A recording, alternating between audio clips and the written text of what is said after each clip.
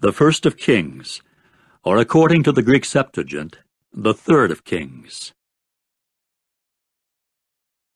Chapter 1. Now King David was old, advanced in days, and they would cover him with garments, but he would not feel warm. So his servants said to him, "Let them look for a girl, a virgin for my lord the king, and she will have to attend upon the king, that she may become his nurse, and she must lie in your bosom, and my lord the king will certainly feel warm."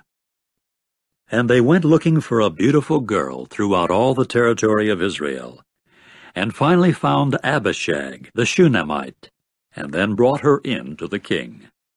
And the girl was beautiful in the extreme, and she came to be the king's nurse, and kept waiting upon him, and the king himself had no intercourse with her.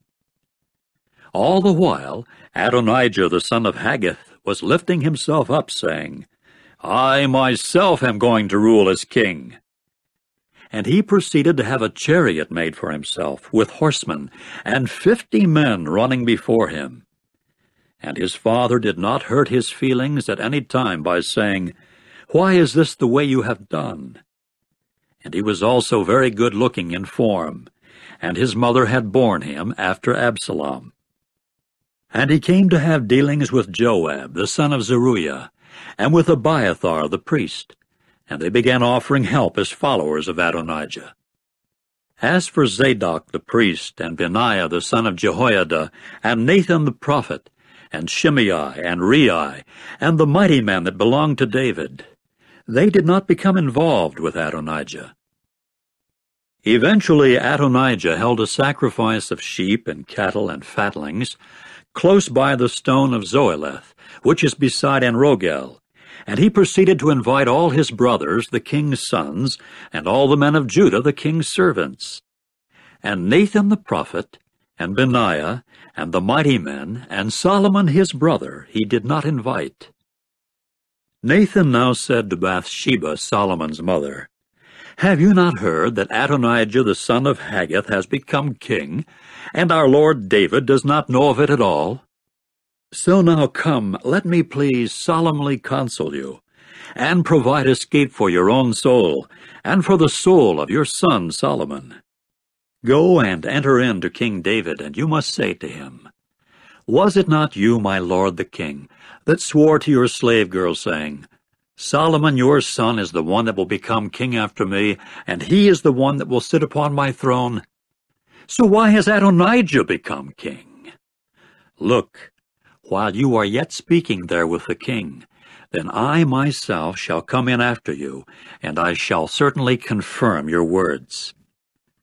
Accordingly Bathsheba went into the king in the interior room, and the king was very old, and Abishag the Shunammite was waiting upon the king.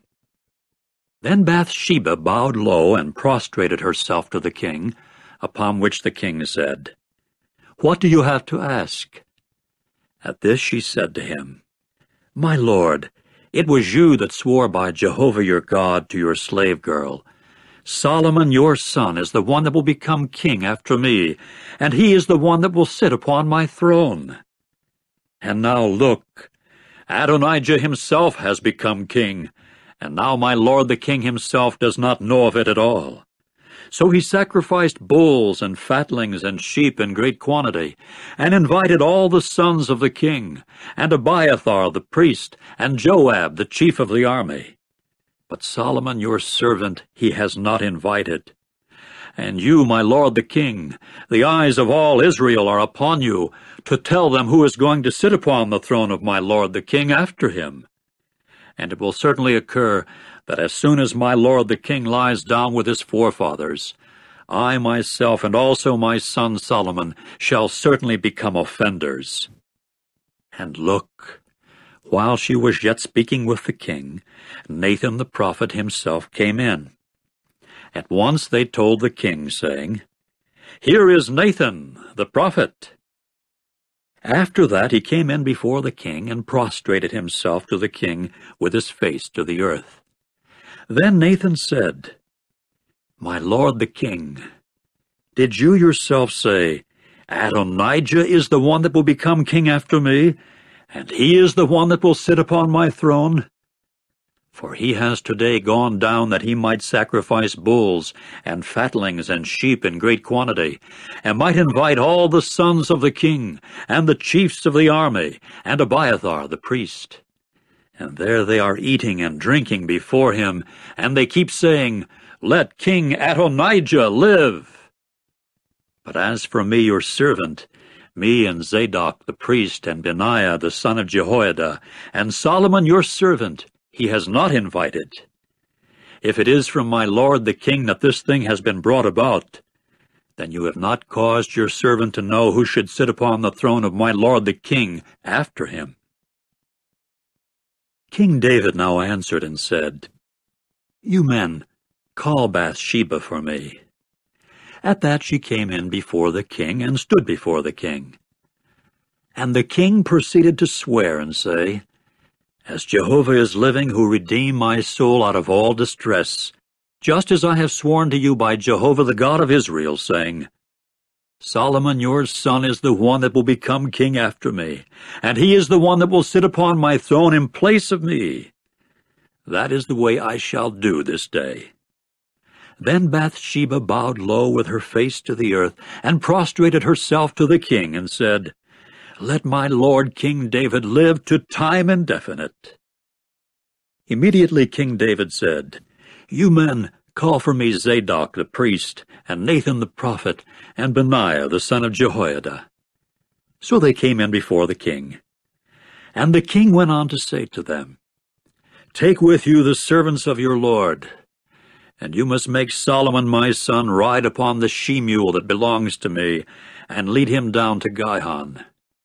And Zadok the priest and Nathan the prophet must anoint him there as king over Israel. And you must blow the horn and say, Let King Solomon live. And you must come up following him, and he must come in and sit upon my throne, and he himself will be king in place of me, and him I shall have to commission to become leader over Israel and over Judah. At once Benaiah the son of Jehoiada answered the king and said, Amen.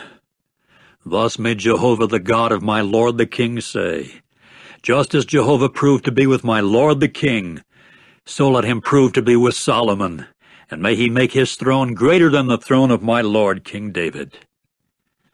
And Zadok the priest, and Nathan the prophet, and Benaiah the son of Jehoiada, and the Kerethites and the Pelethites proceeded to go down and make Solomon ride upon the she-mule of King David, and then brought him to Gihon.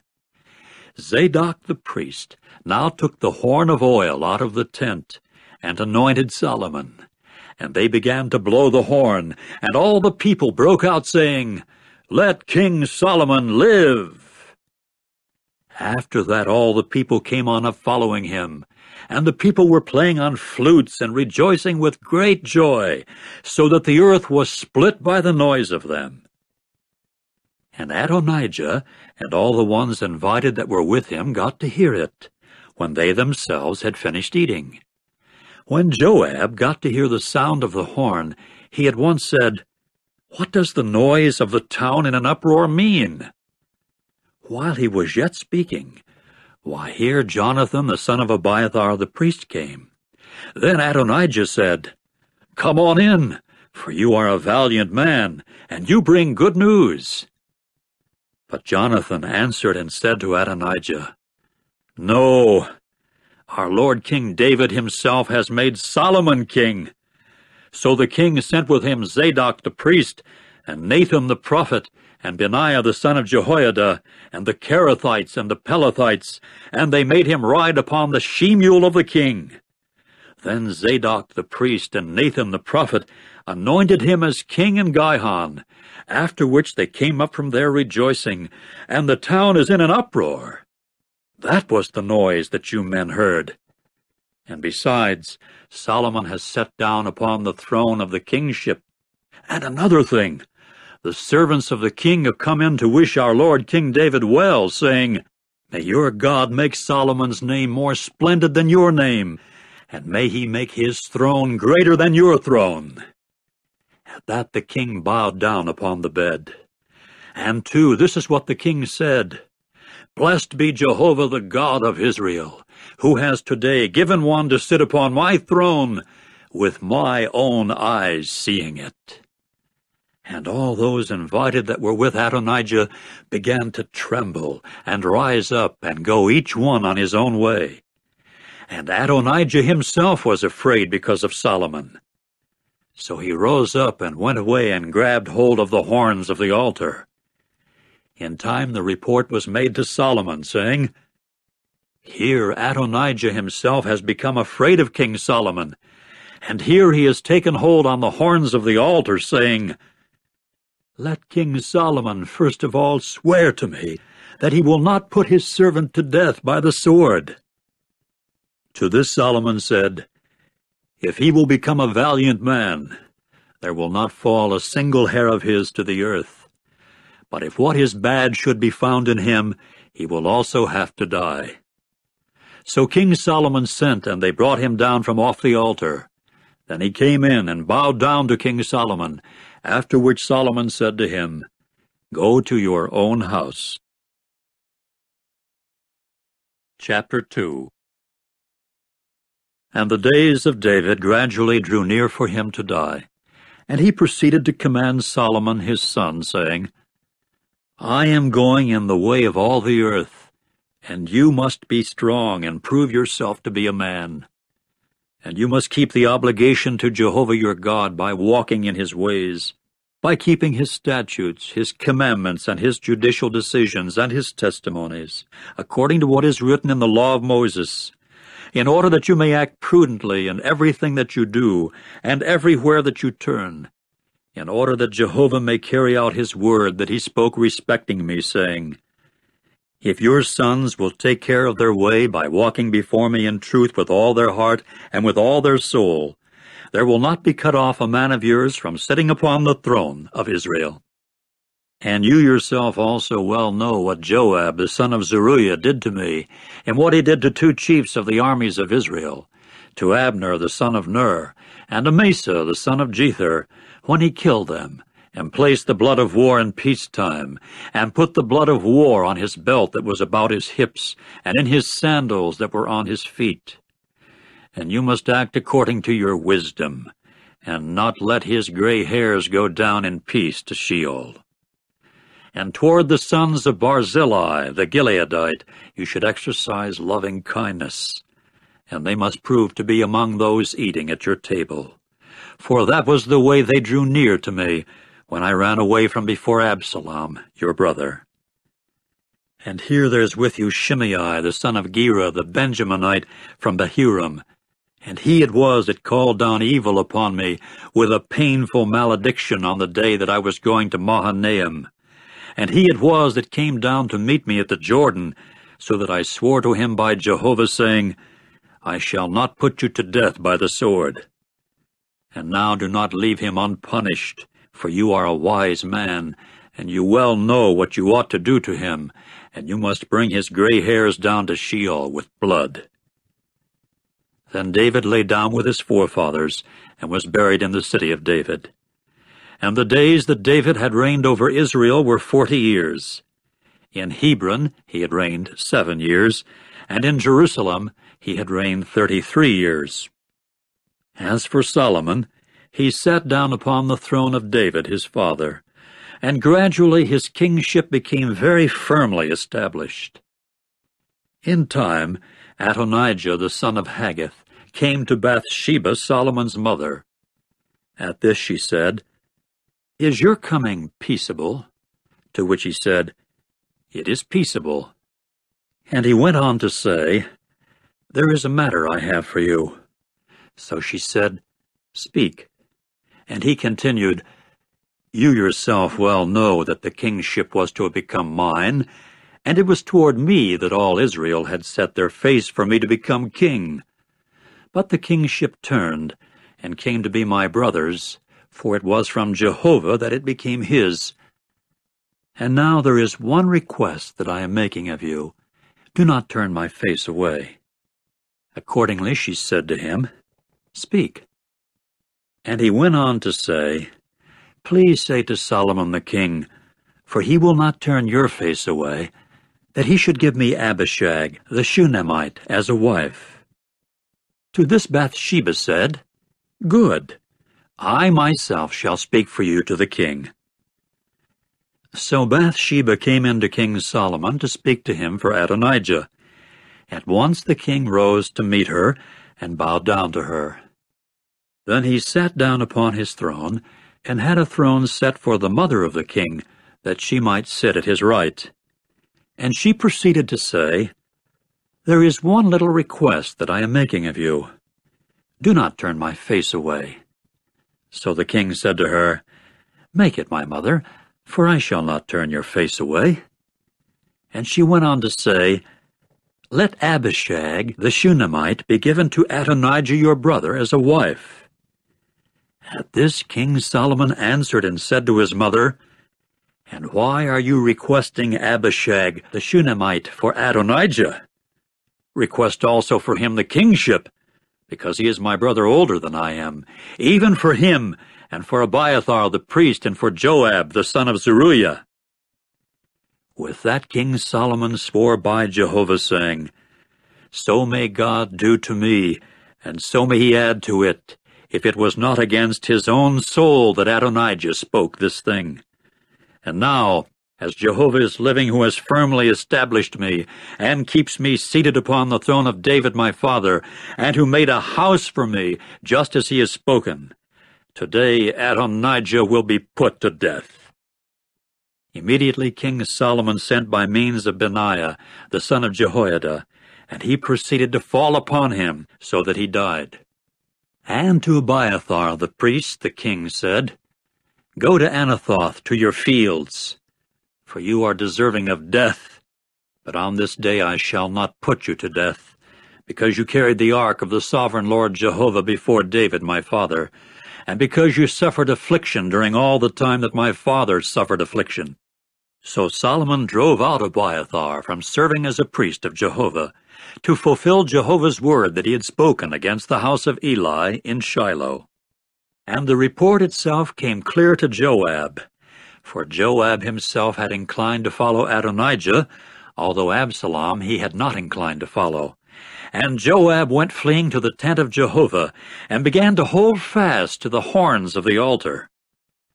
Then King Solomon was told, Joab has fled to the tent of Jehovah, and there he is beside the altar.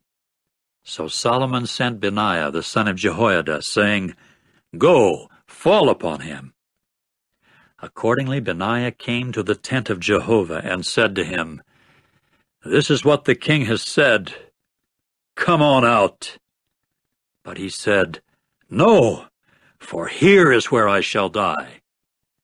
At that Benaiah brought word back to the king, saying, This is what Joab spoke, and this is what he answered me. Then the king said to him, Do just as he has spoken, and fall upon him, and you must bury him and remove from off me and from off the house of my father the blood undeservedly shed that Joab spilled.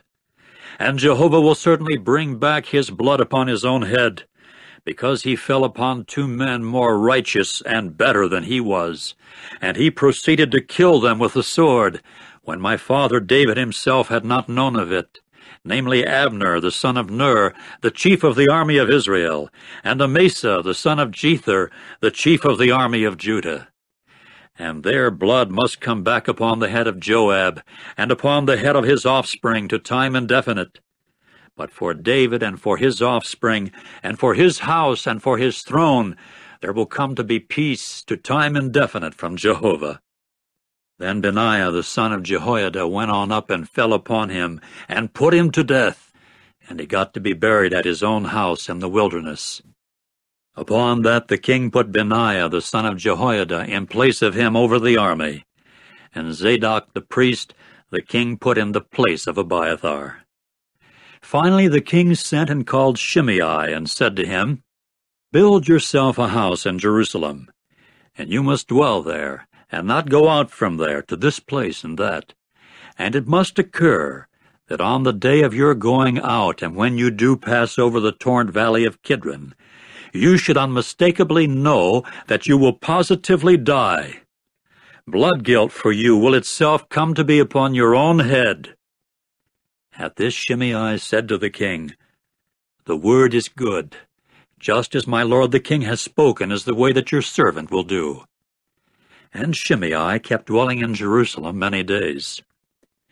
And it came about at the end of 3 years that 2 slaves of Shimei went running away to Achish, the son of Maacah, the king of Gath.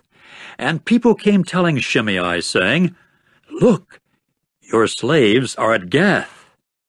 Immediately Shimei got up and saddled his ass, and went to Gath to Achish to look for his slaves, after which Shimei went and brought his slaves from Gath. Then Solomon was told, "Shimei has gone out of Jerusalem to Gath, and is back."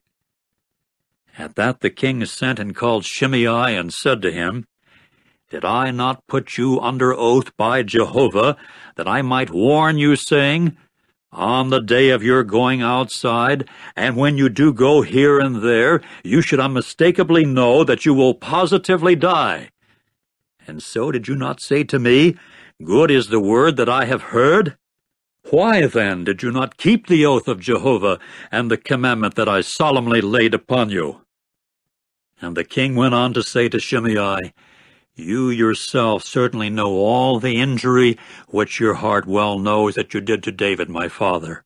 And Jehovah will certainly return the injury by you upon your own head. But King Solomon will be blessed, and the throne of David itself will prove to be firmly established before Jehovah forever." With that the king commanded Benaiah the son of Jehoiada, who then went out and fell upon him, so that he died. And the kingdom was firmly established in the hand of Solomon. Chapter 3. And Solomon proceeded to form a marriage alliance with Pharaoh, the king of Egypt, and to take Pharaoh's daughter and bring her to the city of David, until he finished building his own house and the house of Jehovah and Jerusalem's wall all around. Only the people were sacrificing on the high places, for a house had not been built to the name of Jehovah down to those days. And Solomon continued to love Jehovah by walking in the statutes of David his father. Only it was on the high places that he was regularly sacrificing and making offerings smoke. Accordingly the king went to Gibeon to sacrifice there, for that was the great high place. 1,000 burnt sacrifices Solomon proceeded to offer upon that altar. In Gibeon Jehovah appeared to Solomon in a dream by night, and God proceeded to say, "Request what I should give you." At this Solomon said, "You yourself have exercised great loving kindness toward your servant David my father, according as he walked before you in truth and in righteousness and in uprightness of heart with you. And you continued keeping toward him this great loving kindness, so that you gave him a son to sit upon his throne, as at this day. And now, Jehovah my God, you yourself have made your servant king in the place of David my father, and I am but a little boy. I do not know how to go out and how to come in. And your servant is in the middle of your people, whom you have chosen, a multitudinous people that cannot be numbered or counted for multitude. And you must give to your servant an obedient heart to judge your people, to discern between good and bad. For who is able to judge this difficult people of yours?" And the thing was pleasing in the eyes of Jehovah, because Solomon had requested this thing. And God went on to say to him, "For the reason that you have requested this thing, and have not requested for yourself many days, nor requested for yourself riches, nor requested the soul of your enemies, and you have requested for yourself understanding to hear judicial cases, look, I shall certainly do according to your words. Look, I shall certainly give you a wise and understanding heart, so that one like you there has not happened to be before you, and after you there will not rise up one like you. And also what you have not requested I will give you, both riches and glory. so that there will not have happened to be any among the kings like you all your days. And if you will walk in my ways by keeping my regulations and my commandments, just as David your father walked, I will also lengthen your days." When Solomon awoke, why, here it had been a dream. Then he came to Jerusalem and stood before the ark of the covenant of Jehovah, and offered up burnt sacrifices, and rendered up communion offerings, and spread a feast for all his servants. At that time 2 women, prostitutes, got to come into the king and stand before him. Then the one woman said, "Excuse me, my lord, I and this woman are dwelling in one house, so that I gave birth close by her in the house. And it came about on the 3rd day after I gave birth, this woman also proceeded to give birth. And we were together. There was no stranger with us in the house, no one but the 2 of us in the house. Later the son of this woman died at night because she lay upon him. So she got up in the middle of the night and took my son from beside me while your slave girl herself was asleep, and laid him in her own bosom, and her dead son she laid in my bosom. When I got up in the morning to nurse my son, why, there he was dead. So I examined him closely in the morning, and look, he did not prove to be my son that I had borne. But the other woman said, 'No, but my son is the living one, and your son is the dead one.' All the while this woman was saying, 'No, but your son is the dead one, and my son is the living one.' And they kept on speaking before the king. Finally the king said, 'This one is saying, "This is my son the living one, and your son is the dead one." And that one is saying, "No, but your son is the dead one, and my son is the living one." And the king went on to say, "You men, get me a sword." So they brought the sword before the king. And the king proceeded to say, "You men, sever the living child in 2, and give the one half to the one woman and the other half to the other." At once the woman whose son was the living one said to the king, for her inward emotions were excited toward her son, so that she said, "Excuse me, my lord. You men, give her the living child. Do not by any means put him to death." All the while this other woman was saying, "Neither mine nor yours will he become. You men, do the severing." At that the king answered and said, "You men give her the living child, and you must by no means put him to death. She is his mother."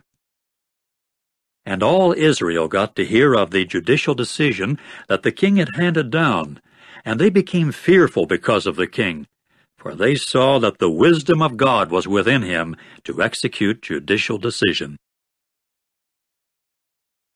Chapter 4. And King Solomon continued king over all Israel.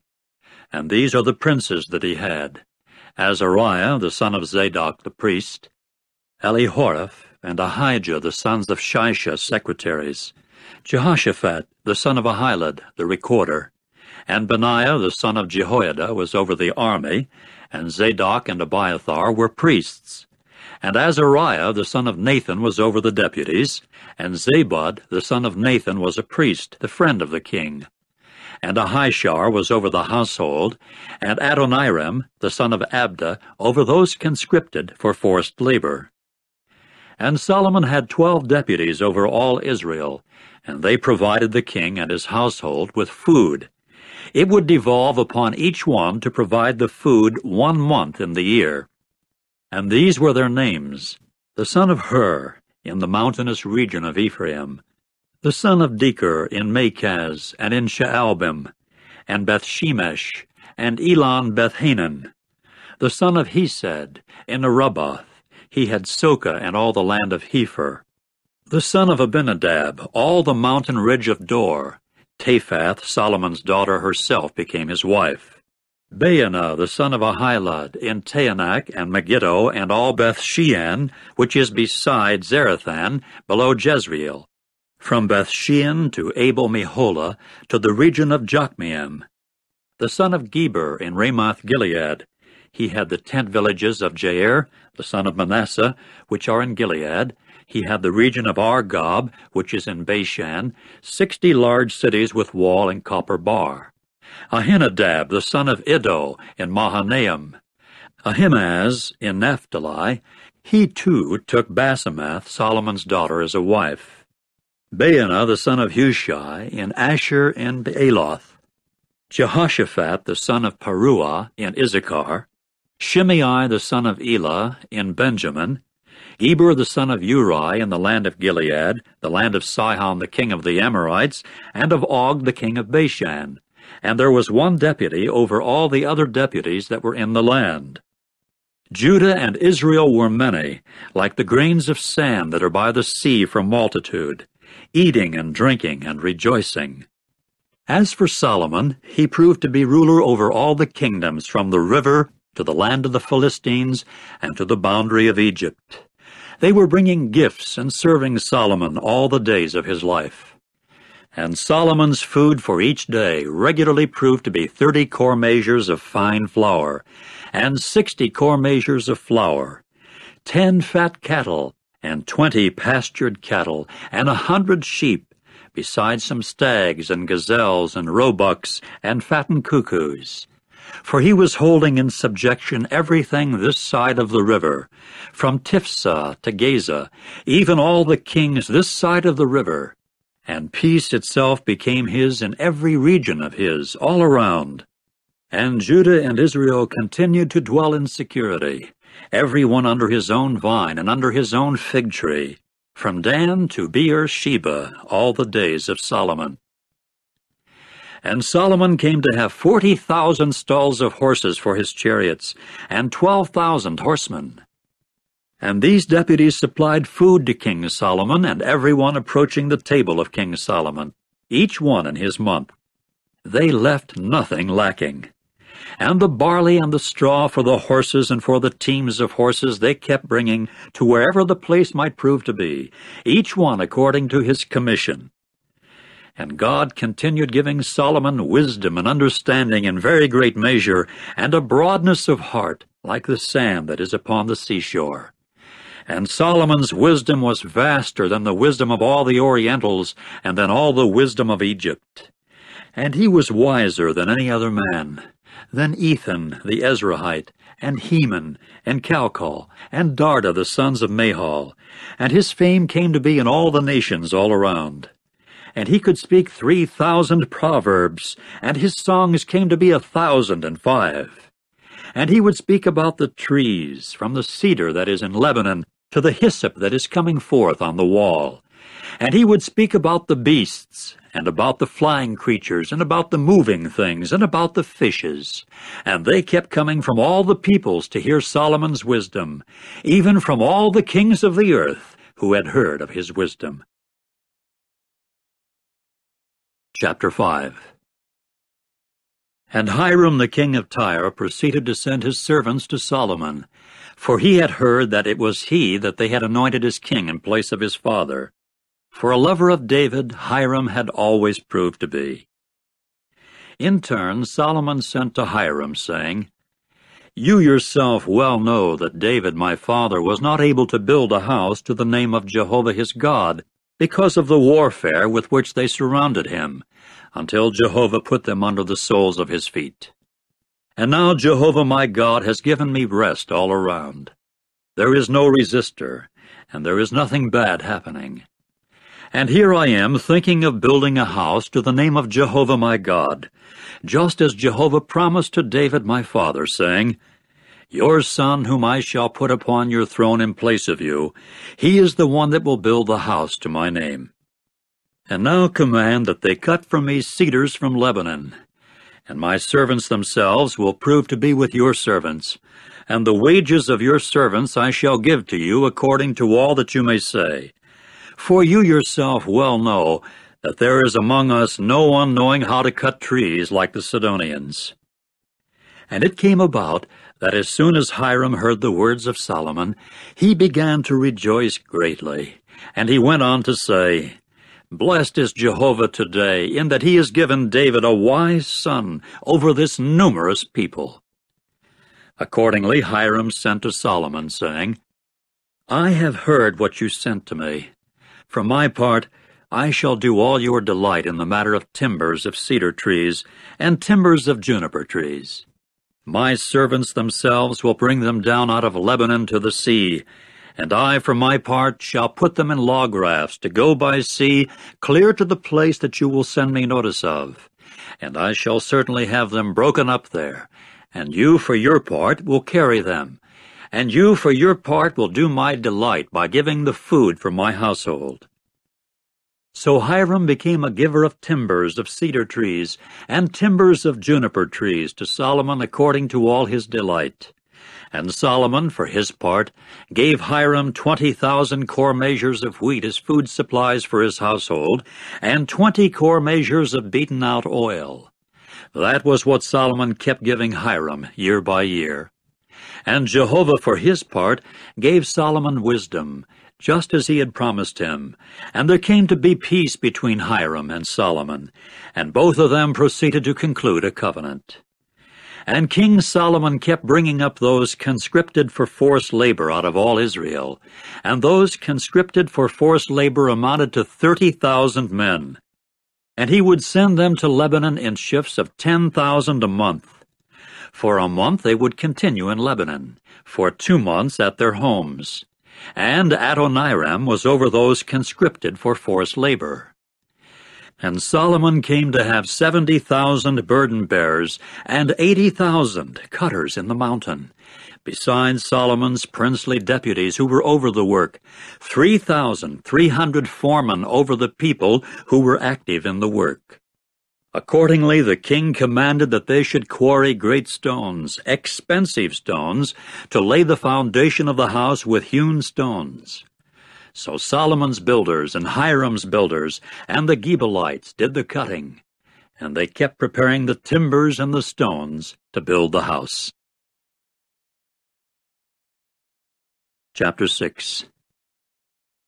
And it came about in the 480th year after the sons of Israel came out from the land of Egypt, in the 4th year, in the month of Ziv, that is, the 2nd month after Solomon became king over Israel, that he proceeded to build the house to Jehovah.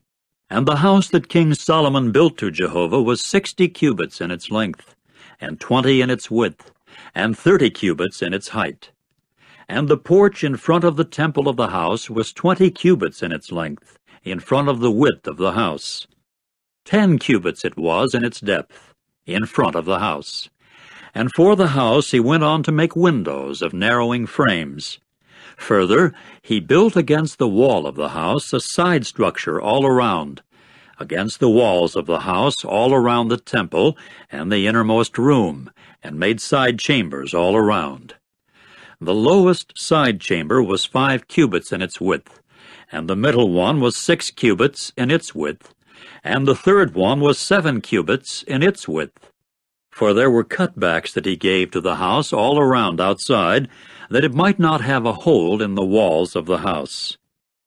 As for the house, while it was being built, it was of quarry stone already completed that it was built, and as for hammers and axes or any tools of iron, they were not heard in the house while it was being built.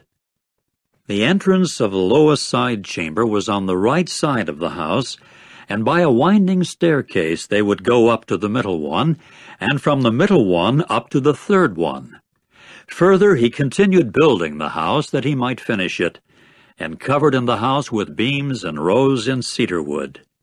Moreover, he built the side chambers against the whole house 5 cubits in their height, and they had a hold on the house by timbers of cedar trees.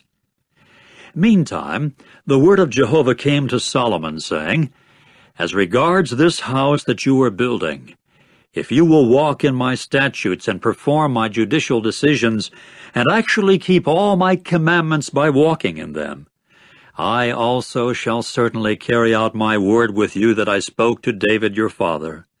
And I shall indeed reside in the middle of the sons of Israel, and I shall not leave my people Israel.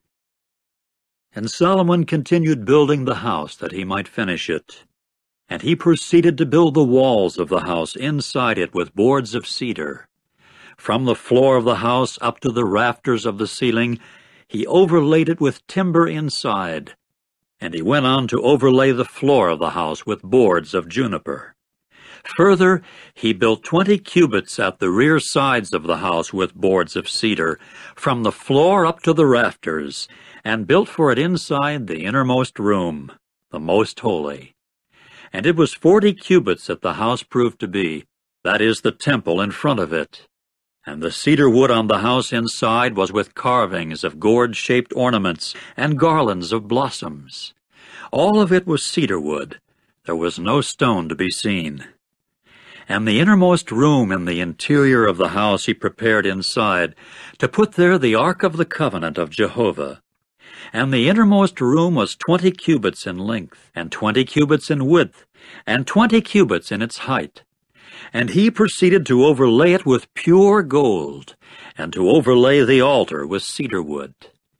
And Solomon went on to overlay the house inside with pure gold, and to make chainwork of gold pass across in front of the innermost room, and to overlay it with gold.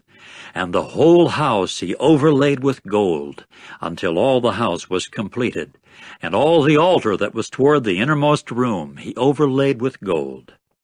Further, he made in the innermost room 2 cherubs of oiled tree wood, 10 cubits being the height of each one. And 5 cubits was the one wing of the cherub, and 5 cubits was the other wing of the cherub. 10 cubits it was from the tip of his wing to the tip of his wing. And the second cherub was 10 cubits. The 2 cherubs had the same measure and the same shape. The height of the one cherub was 10 cubits, and that was so of the other cherub. Then he put the cherubs inside the inner house, so that they spread out the wings of the cherubs. Thus the wing of the one reached to the wall, and the wing of the other cherub was reaching to the other wall, and their wings were toward the middle of the house, reaching wing to wing. Moreover, he overlaid the cherubs with gold. And all the walls of the house round about he carved with engraved carvings of cherubs and palm tree figures, and engravings of blossoms, inside and outside. And the floor of the house he overlaid with gold, inside and outside. And the entrance of the innermost room he made with doors of oiled tree wood, side pillars, door posts, and a 5th.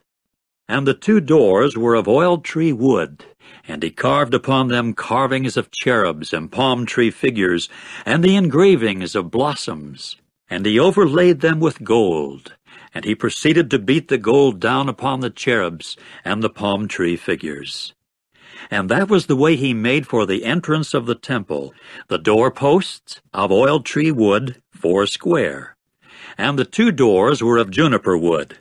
The 2 leaves of the one door turned on pivots, and the 2 leaves of the other door turned on pivots. And he carved cherubs and palm tree figures and engravings of blossoms, and overlaid gold foil upon the representations. And he went on to build the inner courtyard with 3 rows of hewn stone, and a row of beams of cedar wood. In the 4th year the house of Jehovah had its foundation laid, in the lunar month of Ziv. And in the 11th year, in the lunar month of Bul, that is the 8th month, the house was finished as regards all its details and all its plan, so that he was 7 years at building it. Chapter 7. And his own house Solomon built in 13 years, so that he finished all his own house. And he proceeded to build the house of the forest of Lebanon, 100 cubits in its length, and 50 cubits in its width, and 30 cubits in its height, upon 4 rows of pillars of cedar wood, and there were beams of cedar wood upon the pillars. And it was panelled in with cedar wood above, upon the girders that were upon the 45 pillars. There were 15 to a row. As for framed windows, there were 3 rows, and there was an illumination opening opposite an illumination opening in 3 tiers. And all the entrances and the doorposts were squared with the frame, and also the forefront of the illumination opening, opposite an illumination opening in 3 tiers. And the porch of pillars he made 50 cubits in its length, and 30 cubits in its width. And another porch was in front of them, with pillars and a canopy in front of them. As for the porch of the throne, where he would do judging, he made the porch of judgment, and they covered it in with cedar wood from the floor to the rafters. As regards the house of his where he was to dwell, at the other courtyard, it was away from the house belonging to the porch. It proved to be like this in workmanship. And there was a house like this porch that he proceeded to build for Pharaoh's daughter, whom Solomon had taken. All these were of expensive stones according to measures, hewn, sawed with stone saws, inside and outside, and from the foundation up to the coping, and outside as far as the great courtyard. And the expensive stones laid as a foundation were great stones, stones of 10 cubits and stones of 8 cubits. And up above there were expensive stones according to measures, hewn, and also cedar wood. As for the great courtyard, round about were 3 rows of hewn stone, and a row of beams of cedar wood, and this also for the inner courtyard of the house of Jehovah, and for the porch of the house. And King Solomon proceeded to send and fetch Hiram out of Tyre. He was the son of a widowed woman from the tribe of Naphtali, and his father was a Tyrian man, a worker in copper. And he was full of the wisdom and the understanding and the knowledge for doing every sort of work in copper. Accordingly he came to King Solomon and began to do all his work. Then he cast the 2 pillars of copper, 18 cubits being the height of each pillar, and a string of 12 cubits would measure around each of the 2 pillars.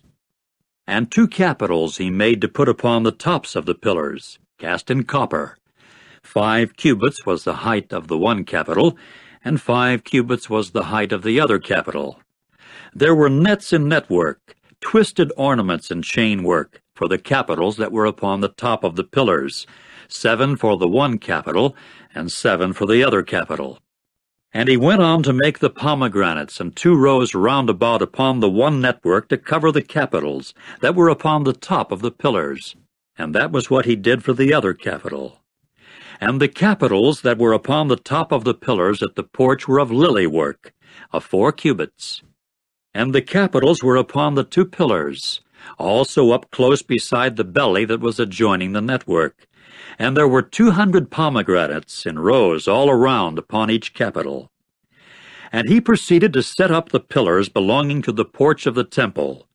So he set up the right-hand pillar, and called its name Jachin, and then set up the left-hand pillar, and called its name Boaz. And upon the top of the pillars there was lily work, and the work of the pillars was gradually completed.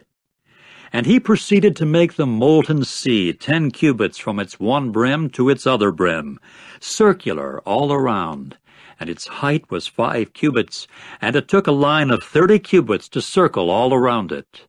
And there were gourd-shaped ornaments down below its brim all around, encircling it, 10 in a cubit, enclosing the sea all around, with 2 rows of the gourd-shaped ornaments cast in its casting. It was standing upon 12 bulls, 3 facing north, and 3 facing west, and 3 facing south, and 3 facing east. And the sea was above, upon them, and all their hind parts were toward the center. And its thickness was a handbreadth, and its brim was like the workmanship of the brim of a cup, a lily blossom. 2,000 bath measures were what it would contain. And he went on to make the 10 carriages of copper, 4 cubits being the length of each carriage, and 4 cubits its width, and 3 cubits its height. And this was the workmanship of the carriages. They had side walls, and the side walls were between the crossbars. And upon the side walls that were between the crossbars there were lions, bulls, and cherubs, and over the crossbars it was like that. Up above and beneath the lions and the bulls there were wreaths in hanging work. And there were 4 wheels of copper to each carriage, with axles of copper, and its 4 corner pieces were supports for them. Beneath the basin were the supports cast with wreaths across from each, and its mouth from inside to the supports and upward was cubits, and its mouth was round, the workmanship of a stand of 1.5 cubits, and also upon its mouth there were carvings. And their side walls were squared, not round. And the 4 wheels were down below the side walls, and the supports of the wheels were by the carriage, and the height of each wheel was 1.5 cubits. And the workmanship of the wheels was like the workmanship of a chariot wheel. Their supports and their felloes and their spokes and their hubs, they were all cast. And there were 4 supports upon the 4 corners of each carriage. Its supports were of one piece with the carriage. And on top of the carriage there was a stand 1/2 cubit in height, circular all around, and upon the top of the carriage its sides and its side walls were of one piece with it. Further, he engraved upon the plates of its sides and upon its side walls cherubs, lions, and palm tree figures, according to the clear space of each, and wreaths all around. It was like this that he made the 10 carriages. They all had one cast, one measure, one shape. And he proceeded to make 10 basins of copper. 40 bath measures were what each basin would contain. Each basin was 4 cubits. There was one basin upon each carriage for the 10 carriages. Then he put 5 carriages on the right side of the house, and 5 on the left side of the house. And the sea itself he put to the right side of the house eastward, toward the south. And Hiram gradually made the basins and the shovels and the bowls.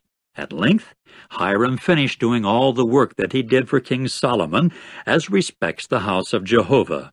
The 2 pillars and the bowl-shaped capitals that were upon the top of the 2 pillars, and the 2 networks to cover the 2 round capitals that were upon the top of the pillars, and the 400 pomegranates for the 2 networks, 2 rows of pomegranates to each network, to cover the 2 bowl-shaped capitals that were upon the 2 pillars, and the 10 carriages and the 10 basins upon the carriages, and the 1 sea, and the 12 bowls beneath the sea, and the cans and the shovels and the bowls and all these utensils, which Hiram made of polished copper for King Solomon for the house of Jehovah. In the district of the Jordan it was that the king cast them in the clay mold, between Succoth and Zarethan. And Solomon left all the utensils unweighed because of so extraordinarily great a quantity. The weight of the copper was not ascertained. And Solomon gradually made all the utensils that pertained to the house of Jehovah, the altar of gold, and the table on which was the showbread of gold, and the lampstands, 5 to the right and 5 to the left, before the innermost room, of pure gold, and the blossoms and the lamps and the snuffers of gold, and the basins and the extinguishers and the bowls and the cups and the fire holders of pure gold, and the sockets for the doors of the inner house, that is, the most holy, and for the doors of the house of the temple, of gold. Finally, all the work that King Solomon had to do as regards the house of Jehovah was at its completion, and Solomon began to bring in the things made holy by David his father, the silver and the gold, and the articles he put in the treasures of the house of Jehovah. Chapter 8.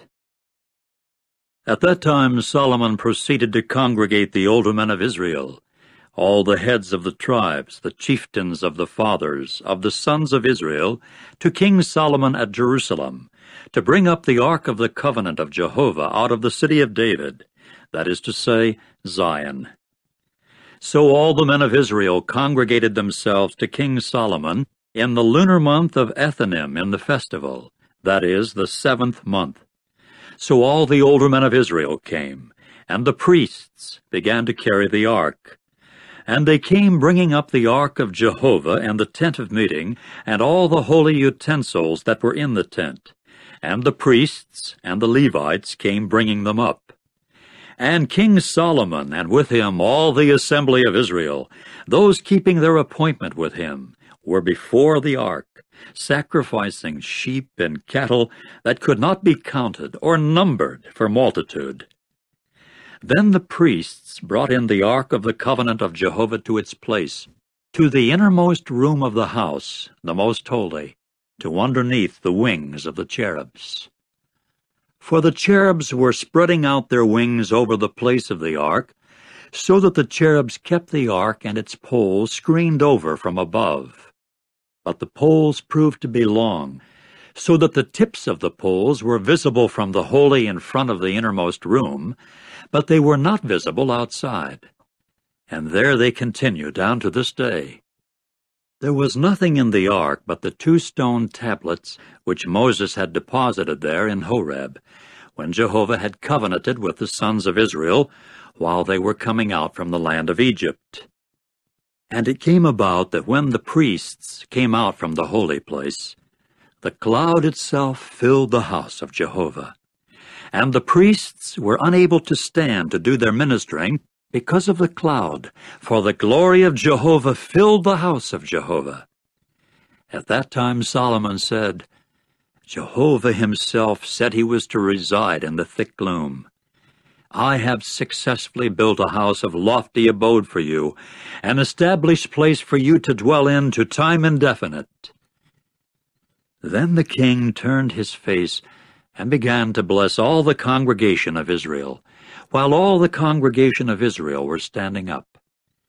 And he went on to say, Blessed is Jehovah the God of Israel, who spoke by his own mouth with David my father, and by his own hand has given fulfillment, saying, From the day that I brought my people Israel out from Egypt, I have not chosen a city out of all the tribes of Israel to build a house for my name to continue there. But I shall choose David to come to be over my people Israel. And it came to be close to the heart of David my father to build a house to the name of Jehovah the God of Israel. But Jehovah said to David my father, For the reason that it proved to be close to your heart to build a house to my name, you did well, because it proved to be close to your heart. Only you yourself will not build the house, but your son who is coming forth from your loins is the one that will build the house to my name.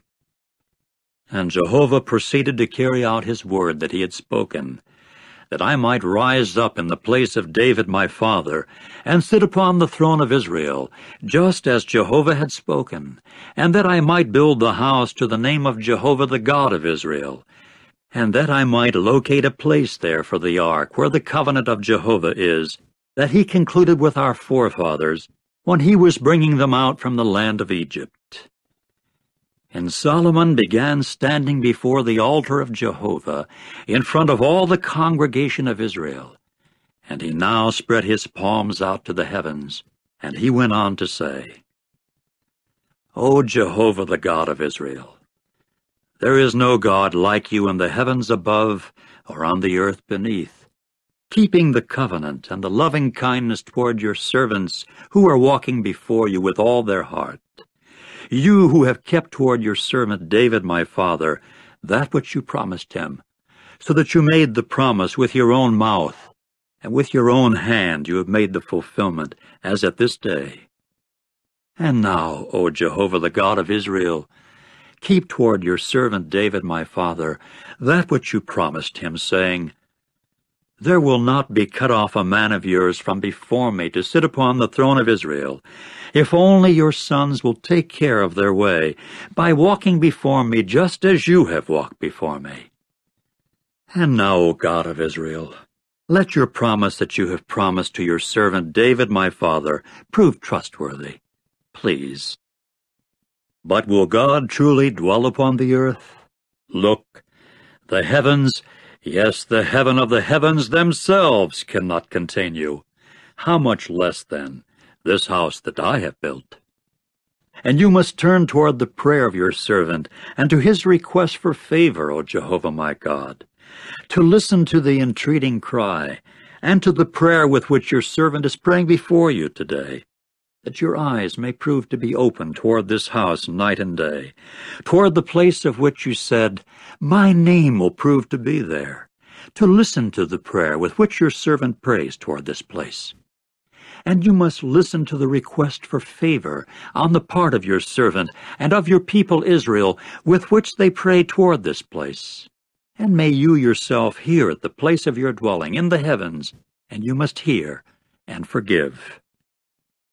When a man sins against his fellow man, and he actually lays a cursing upon him to bring him under liability to the curse, and he actually comes within the curse before your altar in this house, then may you yourself hear from the heavens, and you must act and judge your servants by pronouncing the wicked one wicked, by putting his way upon his own head, and by pronouncing the righteous one righteous, by giving to him according to his own righteousness. When your people Israel are defeated before the enemy, because they kept sinning against you, and they indeed return to you, and laud your name, and pray and make request for favor toward you in this house, then may you yourself hear from heaven, and you must forgive the sin of your people Israel, and you must bring them back to the ground that you gave to their forefathers. When heaven is shut up, so that no rain occurs, because they kept sinning against you, and they actually pray toward this place and laud your name, and from their sin they turn back because you kept afflicting them, then may you yourself hear from the heavens, and you must forgive the sin of your servants, even of your people Israel, because you teach them the good way in which they should walk, and you must give rain upon your land that you have given to your people as a hereditary possession. In case of famine occurs in the land, in case a pestilence occurs, in case scorching, mildew, locusts, cockroaches occur, in case their enemy besieges them in the land of their gates, any sort of plague, any sort of malady, whatever prayer, whatever request for favor there may occur on the part of any man or of all your people Israel, because they know each one the plague of his own heart, and they actually spread out their palms to this house, then may you yourself hear from the heavens, your established place of dwelling, and you must forgive and act and give to each one according to all his ways, because you know his heart. For you yourself alone well know the heart of all the sons of mankind, to the end that they may fear you all the days that they are alive upon the surface of the ground that you gave to our forefathers. And also to the foreigner, who is no part of your people Israel, and who actually comes from a distant land by reason of your name. For they shall hear of your great name, and of your strong hand, and of your stretched out arm. And he actually comes and prays toward this house. May you yourself listen from the heavens, your established place of dwelling. And you must do according to all that for which the foreigner calls to you, in order that all the peoples of the earth may get to know your name, so as to fear you the same as your people Israel do, and so as to know that your name itself has been called upon this house that I have built. In case your people go out to the war against their enemy, in the way that you send them, and they indeed pray to Jehovah in the direction of the city that you have chosen, and the house that I have built to your name, you must also hear from the heavens their prayer, and their request for favor, and you must execute judgment for them. In case they sin against you, for there is no man that does not sin, and you have to be incensed at them and abandon them to the enemy, and their captors actually carry them off captive to the land of the enemy, distant or nearby, and they indeed come to their senses in the land where they have been carried off captive. And they actually return and make request to you for favor in the land of their captors, saying, "We have sinned and erred, we have acted wickedly." And they indeed return to you with all their heart and with all their soul in the land of their enemies who carried them off captive. And they indeed pray to you in the direction of their land that you gave to their forefathers, the city that you have chosen, and the house that I have built to your name. You must also hear from the heavens, your established place of dwelling, their prayer, and their request for favor, and you must execute judgment for them. And you must forgive your people who had sinned against you, and all their transgressions with which they transgressed against you. And you must make them objects of pity before their captors, and they must pity them. For they are your people and your inheritance, whom you brought out from Egypt from inside the iron furnace, that your eyes may prove to be open to the request for favor of your servant, and to the request for favor of your people Israel, by listening to them in all for which they call to you. For you yourself separated them as your inheritance out of all the peoples of the earth, just as you have spoken by means of Moses your servant, when you were bringing our forefathers out from Egypt, O sovereign Lord Jehovah. And it came about that as soon as Solomon finished praying to Jehovah, with all this prayer and request for favor, he rose up from before the altar of Jehovah, from bending down upon his knees, with his palms spread out to the heavens. And he began to stand and bless all the congregation of Israel with a loud voice, saying, Blessed be Jehovah, who has given a resting place to his people Israel, according to all that he has promised. There has not failed one word of all his good promise that he has promised by means of Moses his servant. May Jehovah our God prove to be with us, just as he proved to be with our forefathers. May he neither leave us nor forsake us, so as to incline our heart to himself, to walk in all his ways, and to keep his commandments and his regulations, and his judicial decisions, which he gave in command to our forefathers. And may these words of mine, with which I have made request for favor before Jehovah, prove to be near to Jehovah our God by day and night, that he may execute judgment for his servant, and judgment for his people Israel, as it may require day by day, to the end that all the peoples of the earth may know that Jehovah is the true God. There is no other. And your heart must prove to be complete with Jehovah our God, by walking in his regulations and by keeping his commandments, as at this day. And the king and all Israel with him were offering a grand sacrifice before Jehovah. And Solomon proceeded to offer the communion sacrifices that he had to offer to Jehovah, 22,000 cattle, and 120,000 sheep, that the king and all the sons of Israel might inaugurate the house of Jehovah. On that day the king had to sanctify the middle of the courtyard that is before the house of Jehovah, because there he had to render up the burnt sacrifice, and the grain offering, and the fat pieces of the communion sacrifices. For the copper altar that is before Jehovah was too small to contain the burnt sacrifice, and the grain offering, and the fat pieces of the communion sacrifices. And Solomon proceeded to carry on at that time the festival, and all Israel with him, a great congregation, from the entering in of Hamath down to the torrent valley of Egypt, before Jehovah our God 7 days, and another 7 days, 14 days.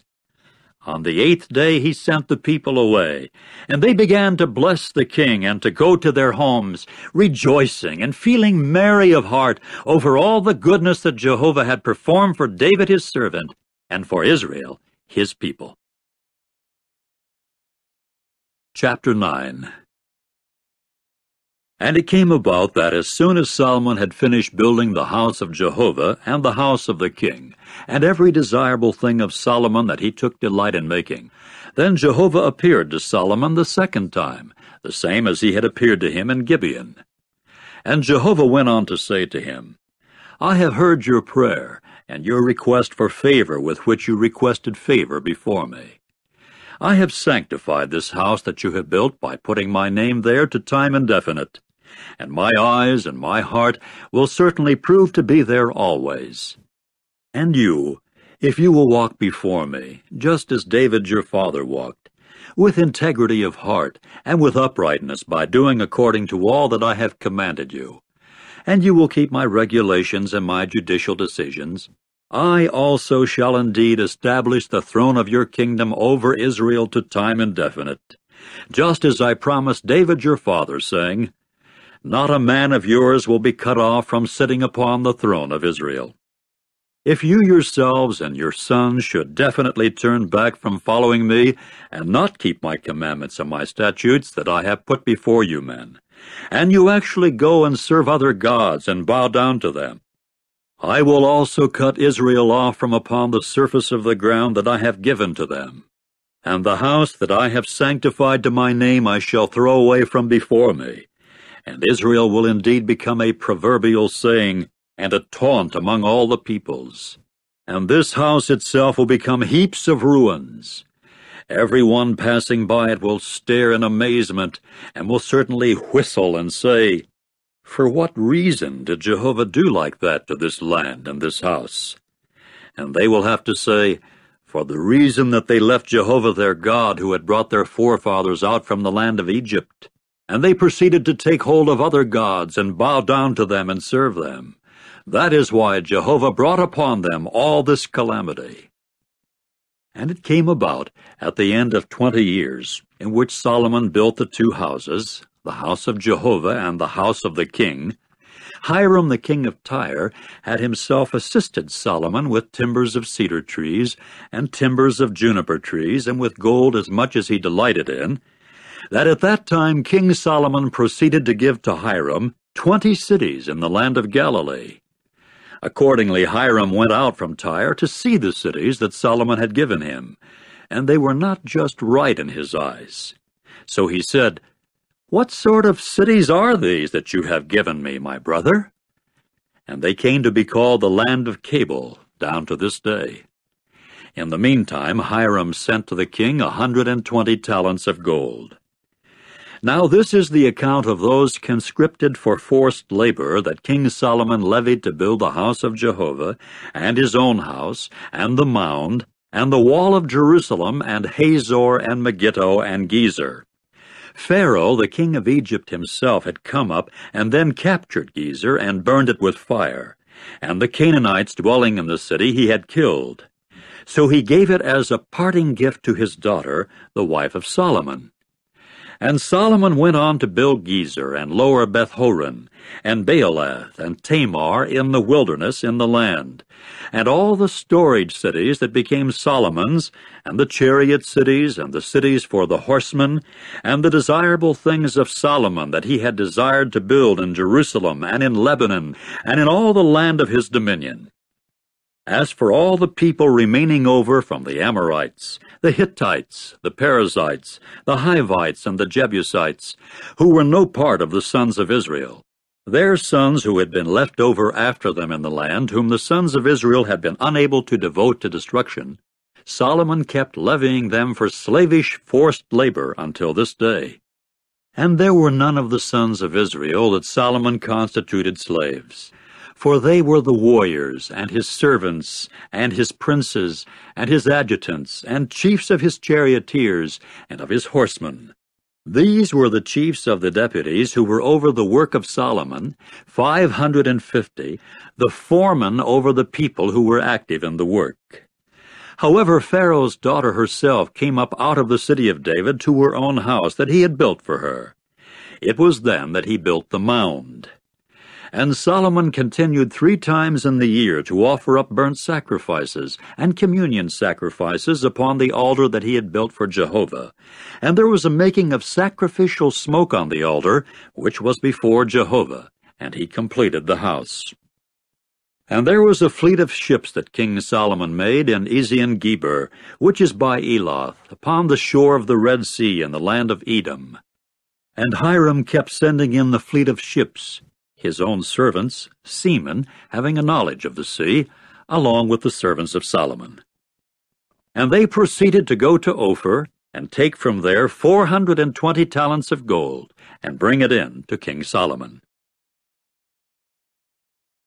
Chapter 10.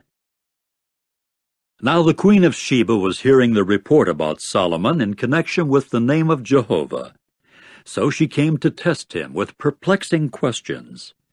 Finally she arrived at Jerusalem with a very impressive train, camels carrying balsam oil, and very much gold and precious stones. And she came on in to Solomon, and began to speak to him all that happened to be close to her heart. Solomon, in turn, went on to tell her all her matters. There proved to be no matter hidden from the king that he did not tell her.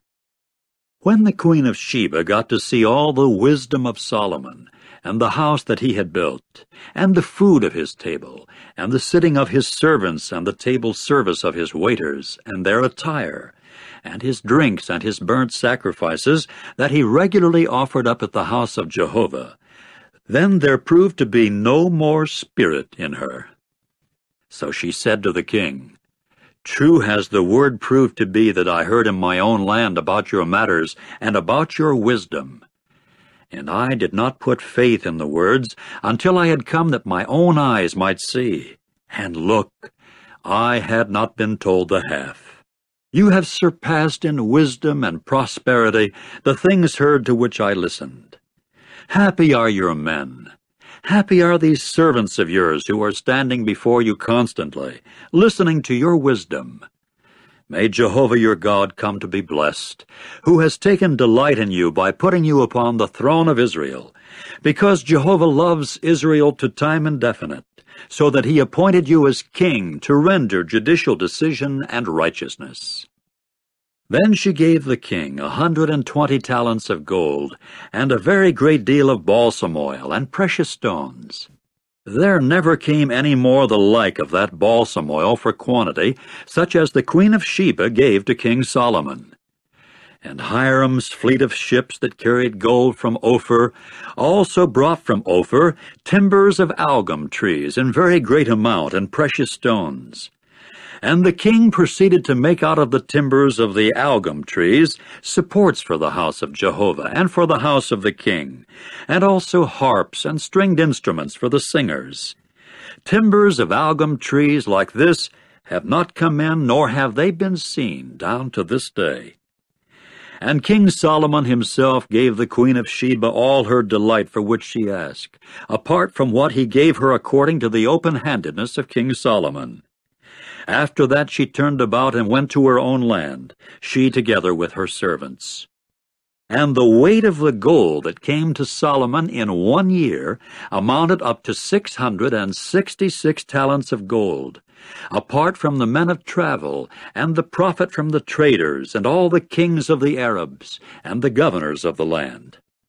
And King Solomon went on to make 200 large shields of alloyed gold. 600 shekels of gold he proceeded to lay upon each large shield, and 300 bucklers of alloyed gold. 3 minas of gold he proceeded to lay upon each buckler. Then the king put them in the house of the forest of Lebanon. Further, the king made a great ivory throne, and overlaid it with refined gold. There were 6 steps to the throne, and the throne had a round canopy behind it. And there were armrests on this side and on that side by the place of sitting, and 2 lions were standing beside the armrests.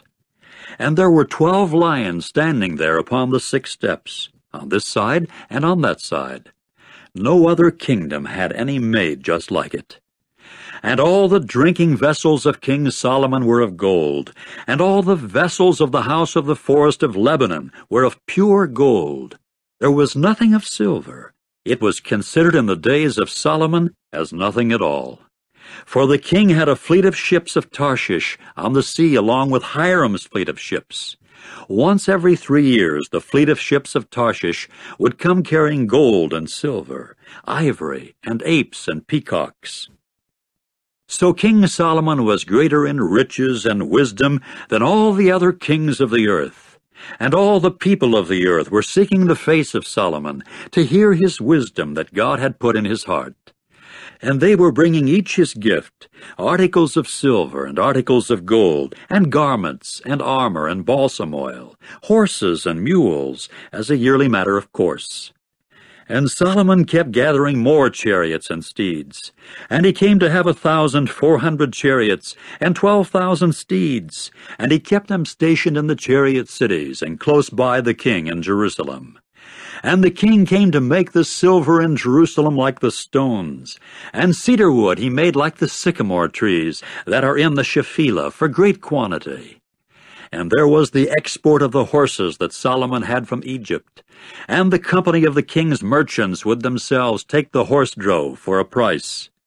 And a chariot customarily came up and was exported from Egypt for 600 silver pieces, and a horse for 150, and that was the way it was for all the kings of the Hittites and the kings of Syria. It was by means of them that they did the exporting. Chapter 11. And King Solomon himself loved many foreign wives, along with the daughter of Pharaoh, Moabite, Ammonite, Edomite, Sidonian, and Hittite women, from the nations of whom Jehovah had said to the sons of Israel, "You must not go in among them, and they themselves should not come in among you.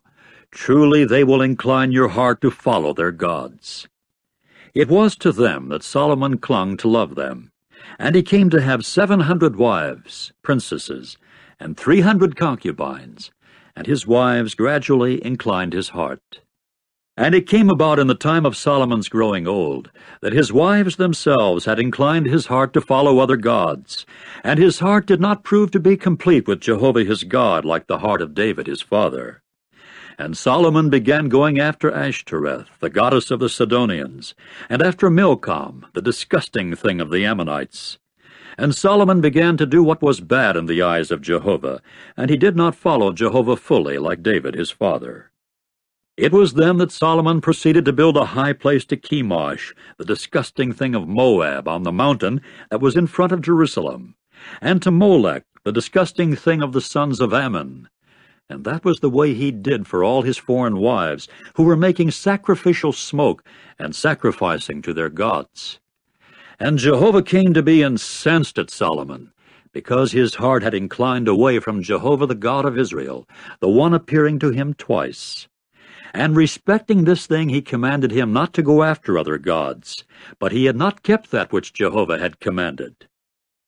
Jehovah now said to Solomon, "For the reason that this has taken place with you, and you have not kept my covenant and my statutes that I laid in command upon you, I shall without fail rip the kingdom away from off you, and I shall certainly give it to your servant.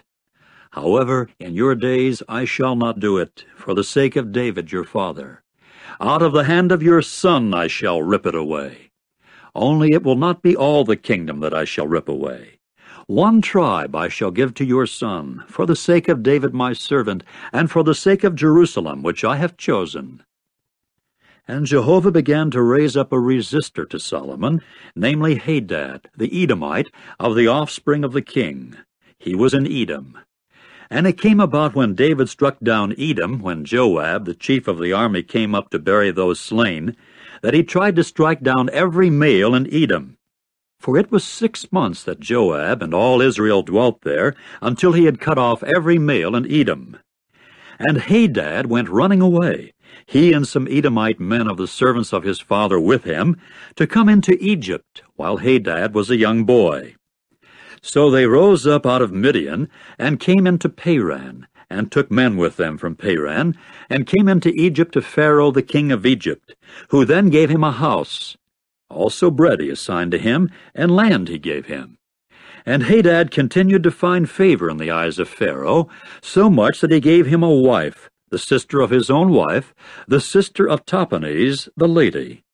In time the sister of Tahpenes bore him Genubath his son, and Tahpenes got to wean him right inside the house of Pharaoh, and Genubath continued at the house of Pharaoh, right among the sons of Pharaoh.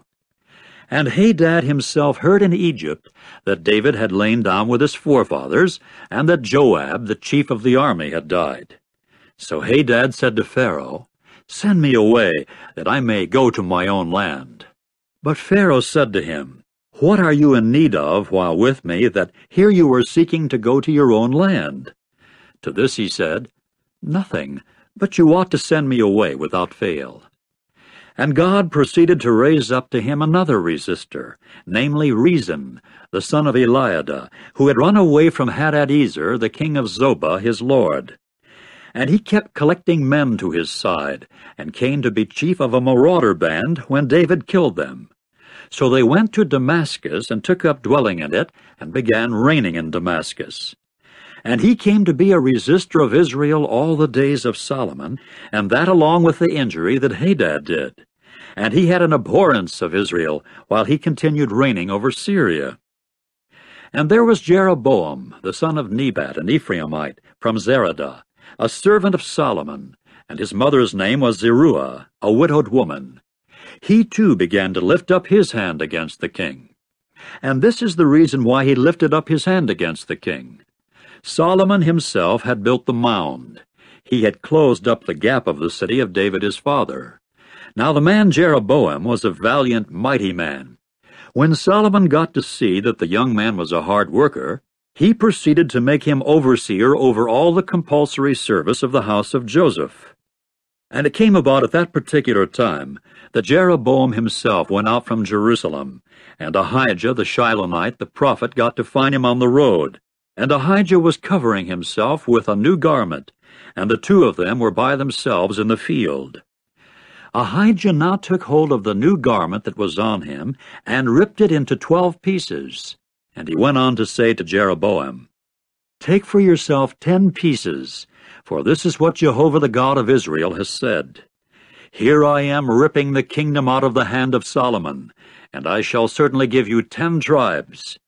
And the one tribe is what will continue his for the sake of my servant David, and for the sake of Jerusalem, the city that I have chosen out of all the tribes of Israel. The reason why is that they have left me, and begun to bow down to Ashtoreth, the goddess of the Sidonians, to Chemosh, the god of Moab, and to Milcom, the god of the sons of Ammon. And they have not walked in my ways by doing what is right in my eyes, and my statutes and my judicial decisions like David his father.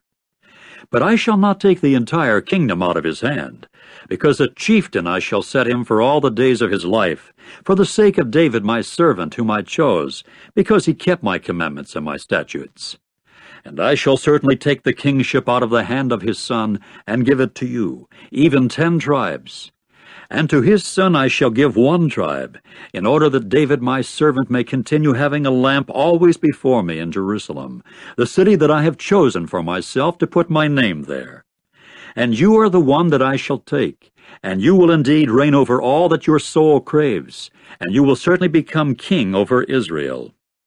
And it must occur that if you obey all that I shall command you, and you do walk in my ways and actually do what is right in my eyes by keeping my statutes and my commandments, just as David my servant did, I will also prove to be with you, and I will build you a lasting house, just as I have built for David, and I will give you Israel.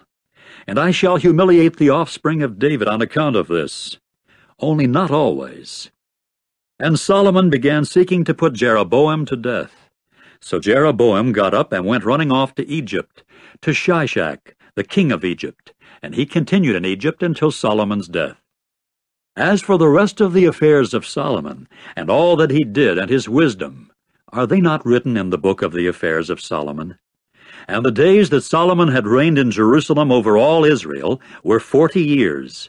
Then Solomon lay down with his forefathers, and was buried in the city of David his father, and Rehoboam his son began to reign in place of him.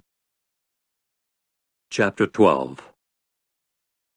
And Rehoboam proceeded to go to Shechem, for it was to Shechem that all Israel came to make him king. And it came about that as soon as Jeroboam the son of Nebat heard of it, while he was yet in Egypt, because he had run off on account of King Solomon, that Jeroboam might dwell in Egypt, then they sent and called him. After that Jeroboam and all the congregation of Israel came and began to speak to Rehoboam, saying, "Your father for his part made our yoke hard, and, as for you, now make the hard service of your father and his heavy yoke that he put upon us lighter, and we shall serve you." At this he said to them, "Go away for 3 days, and return to me." So the people went away. And King Rehoboam began to take counsel with the older men who had continued attending upon Solomon his father while he continued alive, saying, "How are you advising to reply to this people?" Accordingly they spoke to him, saying, "If today you would prove yourself a servant to this people, and actually serve them, you must also answer them and speak to them with good words, and they will be bound to become your servants always." However, he left the counsel of the older men with which they had advised him, and he began to take counsel with the young men that had grown up with him, who were the ones attending upon him. And he went on to say to them, "What is it that you are offering in counsel, that we may reply to this people who have spoken to me, saying, 'Make the yoke that your father put upon us lighter'?" In turn the young men that had grown up with him spoke to him, saying, This is what you should say to this people who have spoken to you, saying, Your father for his part made our yoke heavy, but as for you, make it lighter upon us. This is what you should speak to them. My little finger itself will certainly be thicker than my father's hips. And now my father for his part loaded upon you a heavy yoke, but I for my part shall add to your yoke. My father for his part chastised you with whips, but I for my part shall chastise you with scourges. And Jeroboam and all the people proceeded to come to Rehoboam on the third day, just as the king had spoken, saying, Return to me on the third day. And the king began to answer the people harshly, and to leave the counsel of the older men who had counseled him. And he went on to speak to them according to the counsel of the young men, saying, My father for his part made your yoke heavy, but I for my part shall add to your yoke. My father for his part chastised you with whips, but I for my part shall chastise you with scourges. And the king did not listen to the people, because the turn of affairs took place at the instance of Jehovah, in order that he might indeed carry out his word that Jehovah had spoken by means of Ahijah the Shilonite to Jeroboam the son of Nebat. When all Israel got to see that the king had not listened to them, then the people replied to the king, saying, What share do we have in David? And there is no inheritance in the son of Jesse. To your gods, O Israel! Now see to your own house, O David. With that Israel began to go to their tents. As for the sons of Israel that were dwelling in the cities of Judah, Rehoboam continued to reign over them. Subsequently, King Rehoboam sent Adoram, who was over those conscripted for forced labor. But all Israel pelted him with stones so that he died. And King Rehoboam himself managed to get up into the chariot to flee to Jerusalem. And the Israelites kept up their revolt against the house of David down to this day. And it came about that as soon as all Israel heard that Jeroboam had returned, they at once sent and called him to the assembly, and made him king over all Israel. None became a follower of the house of David, except the tribe of Judah by itself. When Rehoboam arrived at Jerusalem, he immediately congregated all the house of Judah and the tribe of Benjamin, 180,000 choice men able-bodied for war, to fight against the house of Israel, so as to bring the kingship back to Rehoboam the son of Solomon. Then the word of the true God came to Shemaiah, the man of the true God, saying, Say to Rehoboam the son of Solomon the king of Judah, and to all the house of Judah and Benjamin, and the rest of the people, This is what Jehovah has said. You must not go up and fight against your brothers, the sons of Israel.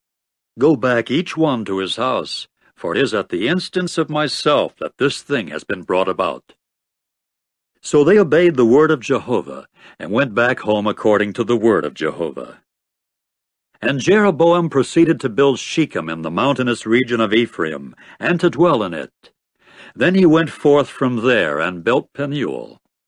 And Jeroboam began to say in his heart, Now the kingdom will return to the house of David. If this people continues going up to render sacrifices in the house of Jehovah in Jerusalem, the heart of this people will also be bound to return to their lord Rehoboam the king of Judah, and they will certainly kill me, and return to Rehoboam the king of Judah. Consequently the king took counsel, and made 2 golden calves, and said to the people, It is too much for you to go up to Jerusalem. Here is your God, O Israel, that brought you up out of the land of Egypt. Then he placed the one in Bethel, and the other he put in Dan. And this thing came to be a cause for sin, and the people began to go before the one as far as Dan. And he began to make a house of high places, and to make priests from the people in general, who did not happen to be of the sons of Levi. And Jeroboam went on to make a festival in the 8th month on the 15th day of the month, like the festival that was in Judah, that he might make offerings upon the altar that he had made in Bethel, to sacrifice to the calves that he had made. And he put in attendance at Bethel the priests of the high places that he had made. And he began to make offerings upon the altar that he had made in Bethel on the 15th day in the 8th month, in the month that he had invented by himself. And he proceeded to make a festival for the sons of Israel, and to make offerings upon the altar to make sacrificial smoke. Chapter 13. And here there was a man of God that had come out of Judah by the word of Jehovah to Bethel, while Jeroboam was standing by the altar to make sacrificial smoke. Then he called out against the altar by the word of Jehovah, and said, O altar, altar, this is what Jehovah has said. Look, a son born to the house of David, whose name is Josiah, and he will certainly sacrifice upon you the priests of the high places that are making sacrificial smoke upon you, and men's bones he will burn upon you. And he gave a portent on that day, saying, This is the portent of which Jehovah has spoken. Look, the altar is ripped apart, and the fatty ashes that are upon it will certainly be spilled out. And it came about that as soon as the king heard the word of the man of the true God that he had called out against the altar in Bethel, Jeroboam at once thrust out his hand from off the altar, saying, You men, grab hold of him. Immediately his hand that he had thrust out against him became dried up, and he was not able to draw it back to himself. And the altar itself was ripped apart, so that the fatty ashes were spilled out from the altar, according to the portent that the man of the true God had given by the word of Jehovah. The king now answered and said to the man of the true God, Soften, please, the face of Jehovah your God, and pray in my behalf that my hand may be restored to me. At this the man of the true God softened the face of Jehovah, so that the king's hand was restored to him, and it came to be as at first. And the king went on to say to the man of the true God, Do come with me to the house, and take sustenance, and let me give you a gift. But the man of the true God said to the king, If you gave me half of your house, I would not come with you and eat bread or drink water in this place. For that is the way he commanded me by the word of Jehovah, saying, You must not eat bread or drink water, and you must not return by the way that you went. And he began to go by another way, and he did not return by the way by which he had come to Bethel. And a certain old prophet was dwelling in Bethel, and his sons now came in and related to him all the work that the man of the true God had done that day in Bethel, and the words that he had spoken to the king. And they went on relating them to their father. Then their father spoke to them, Which way, then, did he go? So his sons showed him the way that the man of the true God that had come out of Judah had gone.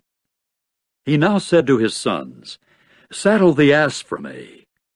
Accordingly they saddled the ass for him, and he went riding on it. And he went following the man of the true God, and got to find him sitting under the big tree. Then he said to him, Are you the man of the true God who has come out of Judah? To which he said, I am. And he went on to say to him, Go with me to the house and eat bread. But he said, I am not able to go back with you or to come in with you, and I may not eat bread or drink water with you in this place. For it has been spoken to me by the word of Jehovah, You must not eat bread or drink water there. You must not go back again by the way by which you went. At this he said to him, I too am a prophet like you. And an angel himself spoke to me by the word of Jehovah, saying, Have him come back with you to your house, that he may eat bread and drink water. He deceived him.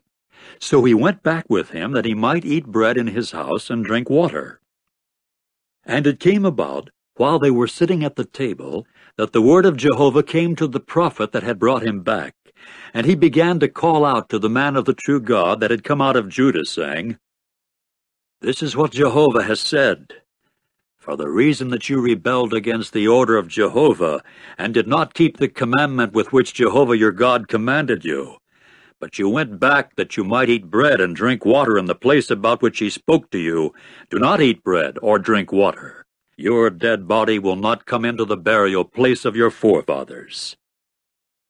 And it came about, after his eating bread and after his drinking, that he had once saddled for him the ass, that is, for the prophet whom he had brought back. And he got on his way. Later a lion found him on the road, and put him to death, and his dead body came to be thrown onto the road. And the ass was standing beside it, and the lion was standing beside the dead body. And here there were men passing by, so that they got to see the dead body thrown onto the road, and the lion standing beside the dead body.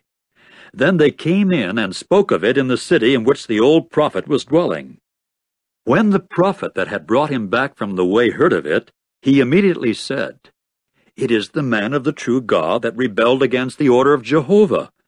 And so Jehovah gave him to the lion, that he might crush him and put him to death, according to the word of Jehovah that he spoke to him. And he went on to speak to his son, saying, "Saddle the ass for me." So they saddled it. Then he got on his way and found the dead body of him thrown onto the road with the ass and the lion standing beside the dead body. The lion had not eaten the dead body, nor had it crushed the ass. And the prophet proceeded to lift up the dead body of the man of the true God, and to deposit him upon the ass, and to bring him back. Thus he came into the city of the old prophet to bewail and bury him. Accordingly, he deposited his dead body in his own burial place, and they kept wailing over him. "Too bad, my brother." And it came about after his burying him, that he went on to say to his sons, "When I die, you must bury me in the burial place in which the man of the true God is buried. Beside his bones deposit my own bones. For without fail the word that he called out by the word of Jehovah against the altar that is in Bethel, and against all the houses of the high places that are in the cities of Samaria, will take place." After this thing, Jeroboam did not turn back from his bad way, but he again went making priests of high places from the people in general. As for anyone delighting in it, he would fill his hand with power, saying, "And let him become one of the priests of high places." And in this thing there came to be a cause of sin on the part of the household of Jeroboam, and an occasion for effacing them, and annihilating them off the surface of the ground. Chapter 14.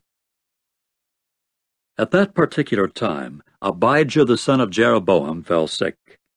So Jeroboam said to his wife, "Rise up, please, and you must disguise yourself, that they may not know that you are the wife of Jeroboam, and you must go to Shiloh. Look, there is where Ahijah the prophet is. He is the one that spoke with reference to me as to becoming king over this people.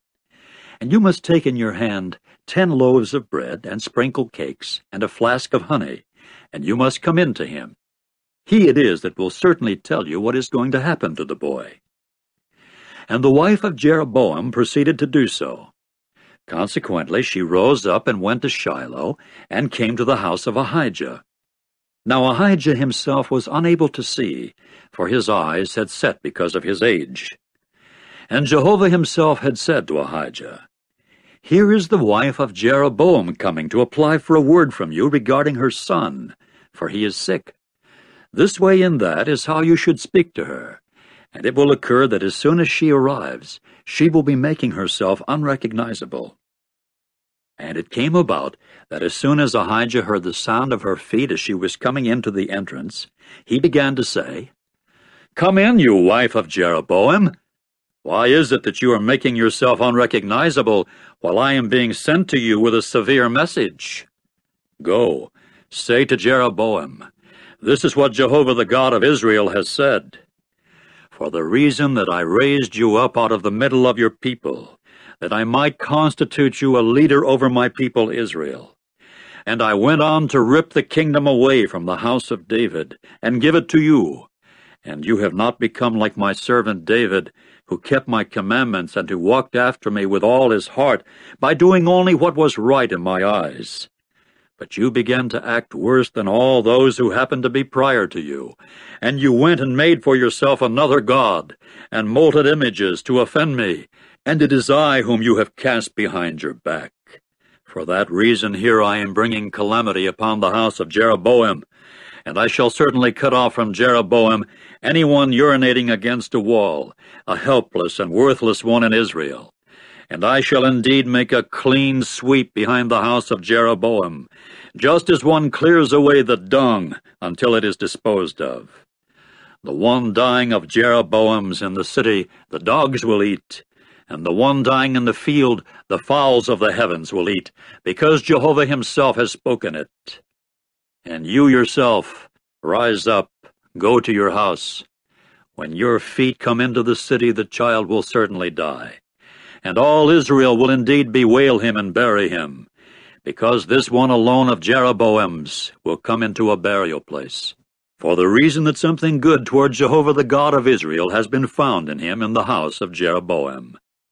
And Jehovah will certainly raise up to himself a king over Israel, who will cut off the house of Jeroboam the said day. And what if right now? And Jehovah will indeed strike Israel down, just as the reed sways in the water, and he will certainly uproot Israel off this good ground that he gave to their forefathers, and he will indeed scatter them beyond the river, for the reason that they made their sacred poles, so offending Jehovah. And he will give Israel up on account of the sins of Jeroboam, with which he sinned, and with which he caused Israel to sin. At that Jeroboam's wife rose up, and went her way, and came to Tirzah. As she was arriving at the threshold of the house, the boy himself died. So they buried him, and all Israel went wailing for him, according to Jehovah's word that he had spoken by means of his servant Ahijah the prophet. And the rest of the affairs of Jeroboam, how he warred and how he reigned, there they are written in the book of the affairs of the days of the kings of Israel. And the days that Jeroboam reigned were 22 years, after which he lay down with his forefathers, and Nadab his son began to reign in place of him. As for Rehoboam the son of Solomon, he had become king in Judah. 41 years old Rehoboam was when he began to reign, and 17 years he reigned in Jerusalem, the city that Jehovah had chosen out of all the tribes of Israel to put his name there. And his mother's name was Naamah, the Ammonitess. And Judah went on doing what was bad in the eyes of Jehovah, so that they incited him to jealousy more than all that their forefathers had done by their sins with which they sinned. And they too kept building for themselves high places, and sacred pillars, and sacred poles, upon every high hill, and under every luxuriant tree. And even the male temple prostitute proved to be in the land. They acted according to all the detestable things of the nations whom Jehovah had driven out from before the sons of Israel. And it came about in the 5th year of King Rehoboam that Shishak the king of Egypt came up against Jerusalem. And he got to take the treasures of the house of Jehovah, and the treasures of the house of the king, and everything he took. And he went on to take all the gold shields that Solomon had made. Consequently, King Rehoboam made in place of them copper shields, and he committed them to the control of the chiefs of the runners, the guards of the entrance of the king's house. And it would occur that as often as the king came to the house of Jehovah, the runners would carry them, and they returned them to the guard chamber of the runners. And the rest of the affairs of Rehoboam, and all that he did, are they not written in the book of the affairs of the times of the kings of Judah? And warfare itself took place between Rehoboam and Jeroboam always. Finally Rehoboam lay down with his forefathers, and was buried with his forefathers in the city of David. And his mother's name was Naamah, the Ammonitess. And Abijam his son began to reign in place of him. Chapter 15. And in the 18th year of King Jeroboam, the son of Nebat, Abijam became king over Judah. 3 years he reigned in Jerusalem, and his mother's name was Maacah, the granddaughter of Abishalom.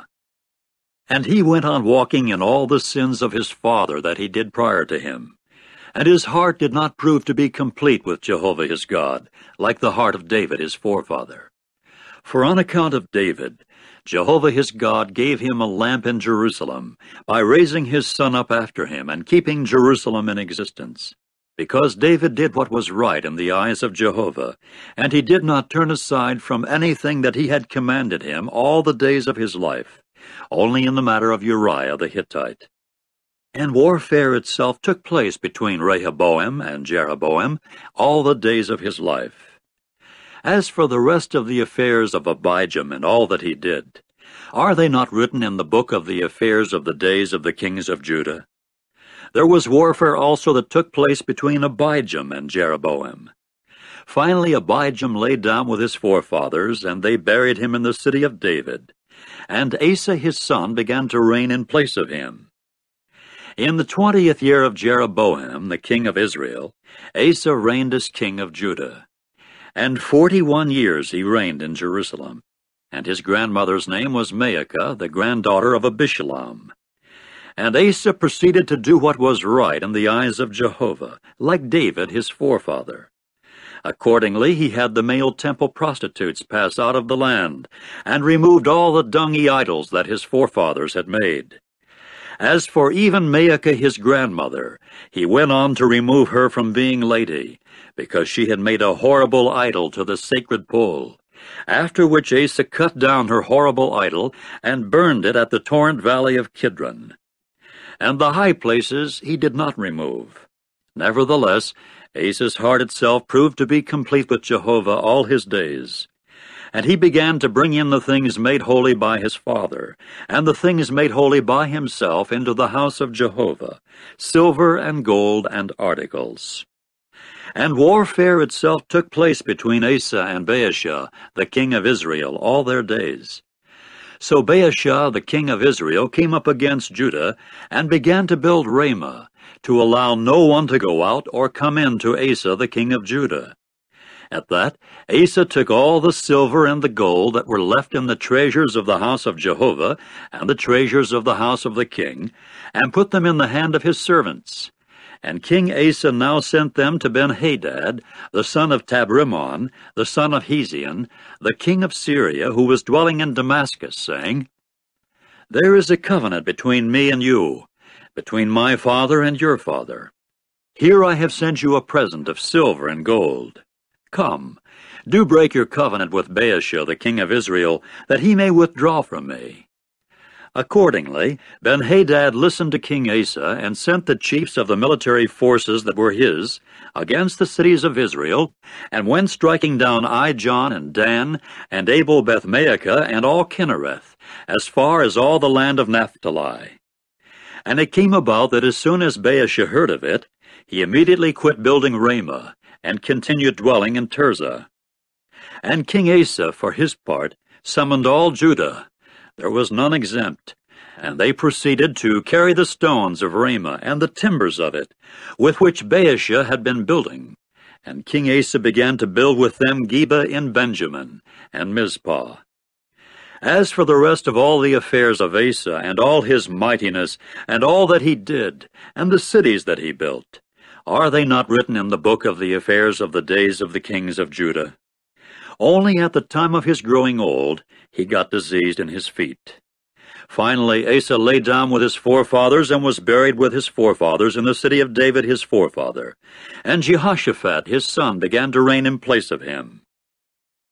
As for Nadab the son of Jeroboam, he became king over Israel in the 2nd year of Asa the king of Judah, and he continued to reign over Israel 2 years.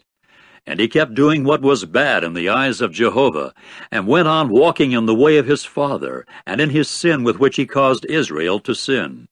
And Baasha the son of Ahijah of the house of Issachar began to conspire against him. And Baasha got to strike him down at Gibbethon, which belonged to the Philistines, while Nadab and all Israel were besieging Gibbethon. So Baasha put him to death in the 3rd year of Asa the king of Judah, and began to reign in place of him. And it came about that as soon as he became king, he struck down all the house of Jeroboam. He did not let any one breathing remain of Jeroboam's until he had annihilated them, according to Jehovah's word that he had spoken by means of his servant Ahijah the Shilonite, on account of the sins of Jeroboam with which he sinned, and with which he caused Israel to sin, and by his offensiveness with which he offended Jehovah the God of Israel. As for the rest of the affairs of Nadab, and all that he did, are they not written in the book of the affairs of the days of the kings of Israel? And warfare itself took place between Asa and Baasha, the king of Israel, all their days. In the 3rd year of Asa the king of Judah, Baasha the son of Ahijah became king over all Israel in Tirzah for 24 years.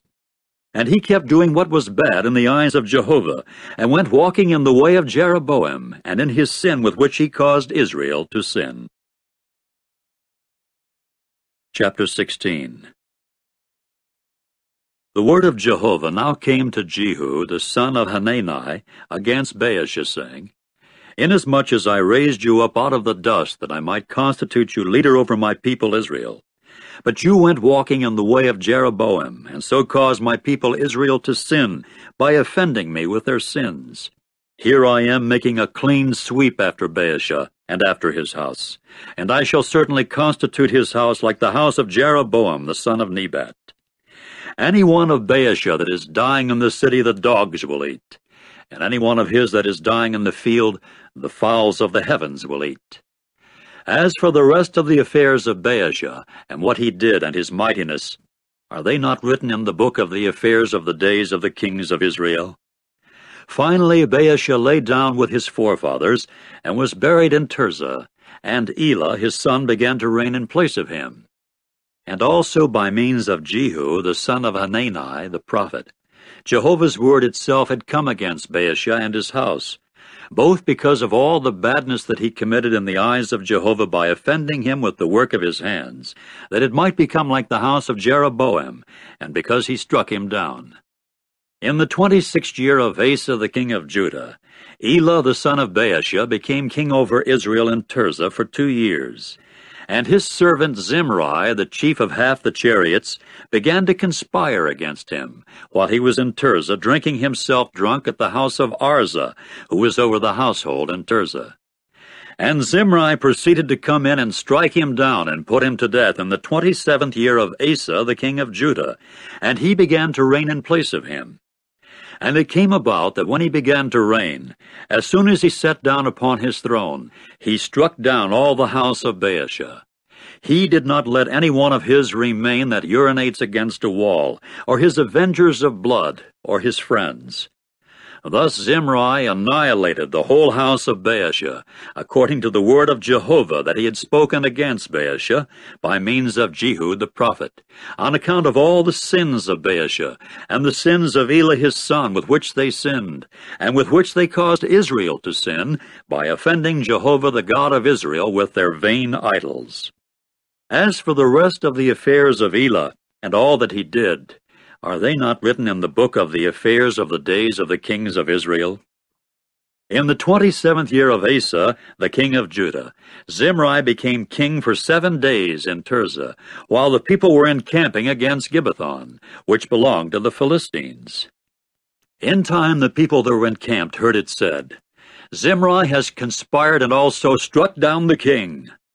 So all Israel made Omri, the chief of the army, king over Israel on that day in the camp. Omri and all Israel with him now went on up from Gibbethon, and began to lay siege to Tirzah.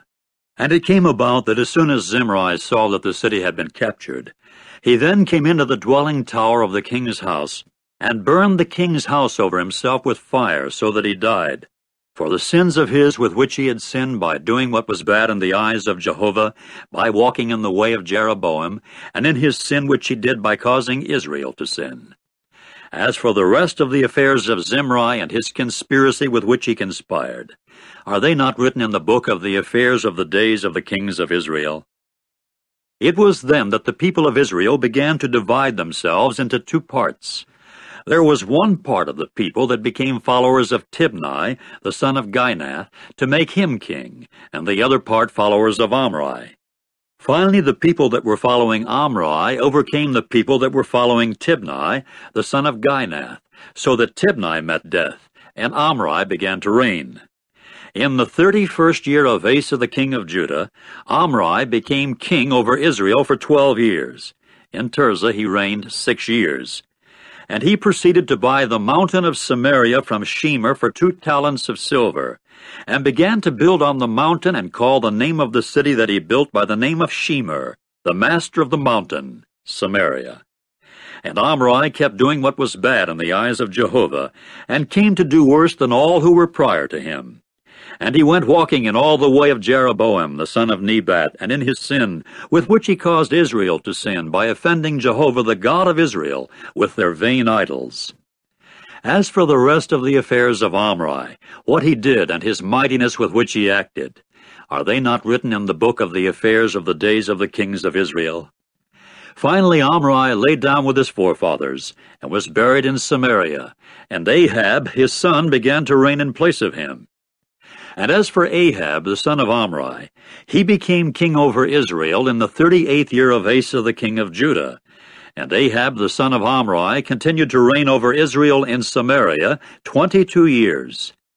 And Ahab the son of Omri proceeded to do worse in the eyes of Jehovah than all those who were prior to him. And it came about that, as if it were the most trivial thing for him to walk in the sins of Jeroboam the son of Nebat, he now took his wife Jezebel, the daughter of Ethbaal, the king of the Sidonians, and began to go and serve Baal and to bow down to him. Further, he set up an altar to Baal at the house of Baal that he built in Samaria. And Ahab went on to make the sacred pole. And Ahab came to do more to offend Jehovah the God of Israel than all the kings of Israel that happened to be prior to him. In his days Hiel the Bethelite built Jericho. At the forfeit of Abiram his firstborn he laid the foundation of it, and at the forfeit of Segub his youngest he put up its doors, according to Jehovah's word that he spoke by means of Joshua the son of Nun.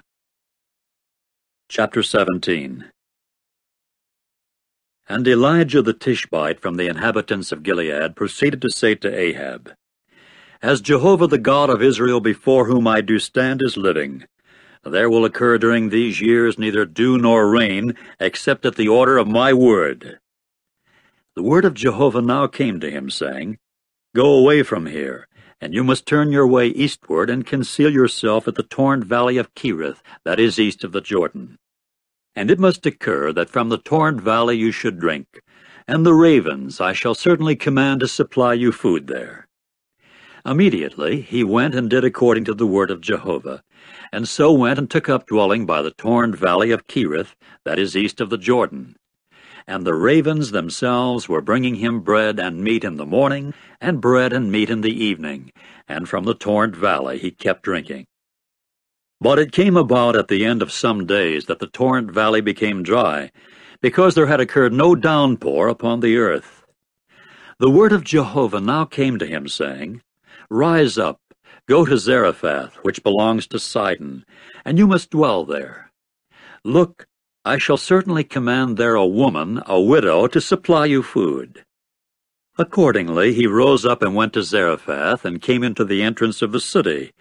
And look, a woman, a widow, was there, gathering up pieces of wood. So he called to her and said, Please, get me a sip of water in a vessel, that I may drink. When she began to go and get it, he went on to call to her and say, Please, get me a bit of bread in your hand. At this she said, As Jehovah your God is living, I have no round cake, but a handful of flour in the large jar, and a little oil in the small jar.